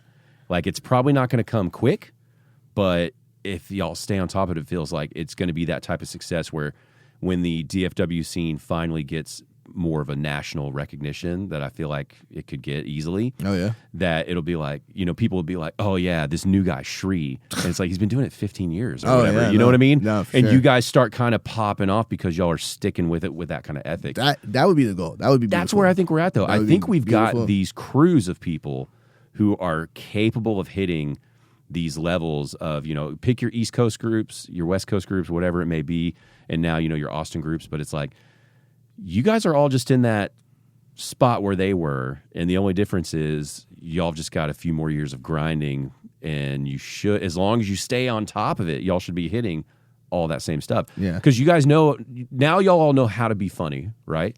You know how to be funny. Yeah. Now you're deciding, do I think that's funny? Do I want to do that? Right? That's the challenge right now is like, what is the identity of me on stage, my sets? What am I wanting to do? And that's really the big difference between them and y'all is they've already gone through that process. They know who they are. Oh, yeah. They know their material, that they like to write, what it is about them, and they can crank it out in a year. This game seems like, especially with that, it's like a game of longevity almost too, right? Because it's like, because how many times am I going to hear on these podcasts where those guys, like it's like the Mark Normans, like these guys are like talking about, they're like, oh, remember that funny guy? Mm-hmm. He was so funny, but something happened. He just kind of now he's doing his own thing or whatever. If he had stuck with it, he would have been somewhere. So I think it's like a lot of like, you have to have this perseverance. Yeah. This is not an easy thing. It's very much like, what do they say? Like opportunity plus hard work equals success kind of thing. Mm-hmm. But like the opportunity doesn't always come all the time. And then when you do get the opportunity, man, you have to own it. You got to be ready. You got to be ready. Yeah. You got to be ready, right? Well, I mean, that's a big testament to Ralph, right? Oh, yeah. Everything if he had not been ready for that once-in-a-lifetime break, if he didn't seize it, he wouldn't have had any of this. Oh, for sure. It's like, was it kind of a lucky break? It's like, yeah. But he owned every opportunity given. Well, what to I'm him. saying is like, there were definitely a couple moments where it's like, damn, that's like out of a movie how that happened, right? No, for sure. But that'll only get you so far. Yeah. He is now maintaining it. Yeah. And it's like, okay, that's badass. But no, I think you're 100% correct. I think my observation could be way off, but it seems like people hit this point maybe around like 7, 10, 12 years, whatever it may be, where it's like if they're not famous, if it hasn't just like, I wasn't able to quit my day job yet and only do comedy, and I'm making more than just a living. Yeah. That it's like, I think I'll just buckle down and like go back and get that other job or whatever. For sure. Whereas the greats, right? They ate shit for a little while longer in comedy and just kept getting better. Oh no. And even Parker Slavens. Yeah. He was saying his therapist gave him some great advice, and I think about it all the time, that he was constantly doing this thing called ultimate eventing. Yeah. Where I'm making this thing like, if I nail this, it'll change my life. Yeah. But really, there's nothing like that. Yeah. It's just always little tiny steps up and forward. Yeah. And so I think about that all the time. It's like, this thing is not going to be the Kickstarter that just fuels everything. It's rare that ever happens. So it's like, just keep getting a little better at whatever it is. You got to have your eyes on the prize for sure, but it's never like, that's the end of it. It's like, what's next? Yeah. You always got to be like, what's next? Yo, dude, I'm going to tell you right now, my bladder is... Oh, let's wrap it up anyway, man. We're going for a minute. But no, just... I was like, oh yeah, I'm about to explode right now. Just pee on the floor. No, but all that just to say, like, you're one of the ones when I watch you perform, as well as others in this group, it makes me excited because it's like, man, every time I watch, I can tell you're working on things. You're getting better. You know what I mean? And that's why I was excited, like, watching that headline set. It's like, oh, now that he's stretched his legs at that DCC headlining set, it's like, where's his material going to go now? Because now that's becoming comfortable. Oh, yeah. So, no, I'm excited to see where it goes, man. No, for sure. I really appreciate it. It's awesome to have a podcast like this. Oh, thank you. Yeah, I do so much. Concentrates on the scene and stuff. No, it's cool. We need stuff like this, man. I just like to hear myself talk. Yeah, that's for all sure. it is. Yeah. How do you like people to find your stuff, though, so they can check out the show? At Street Raj Comedy on the TikTok, Instagram, YouTube. Trying to grow all three of those. You got it all on that one? Yeah, that's there it. You go. Yeah. Easy. Anything else? This will probably come out in like 2 weeks. 2 weeks? Nah, that's pretty much it. I do have my own show, The Brownout, at Great DCC. show. Yep. DCC, every third Thursday of the month. But yeah, so that's pretty much it. And then you can find me whatever on Instagram, wherever I'm at. So. Right on, man. All right, let's go take a piss. I appreciate Thanks, you. brother. Thank you, buddy. Appreciate it. All right, see you. The I'm a Fan of podcast, music, comedy, and more.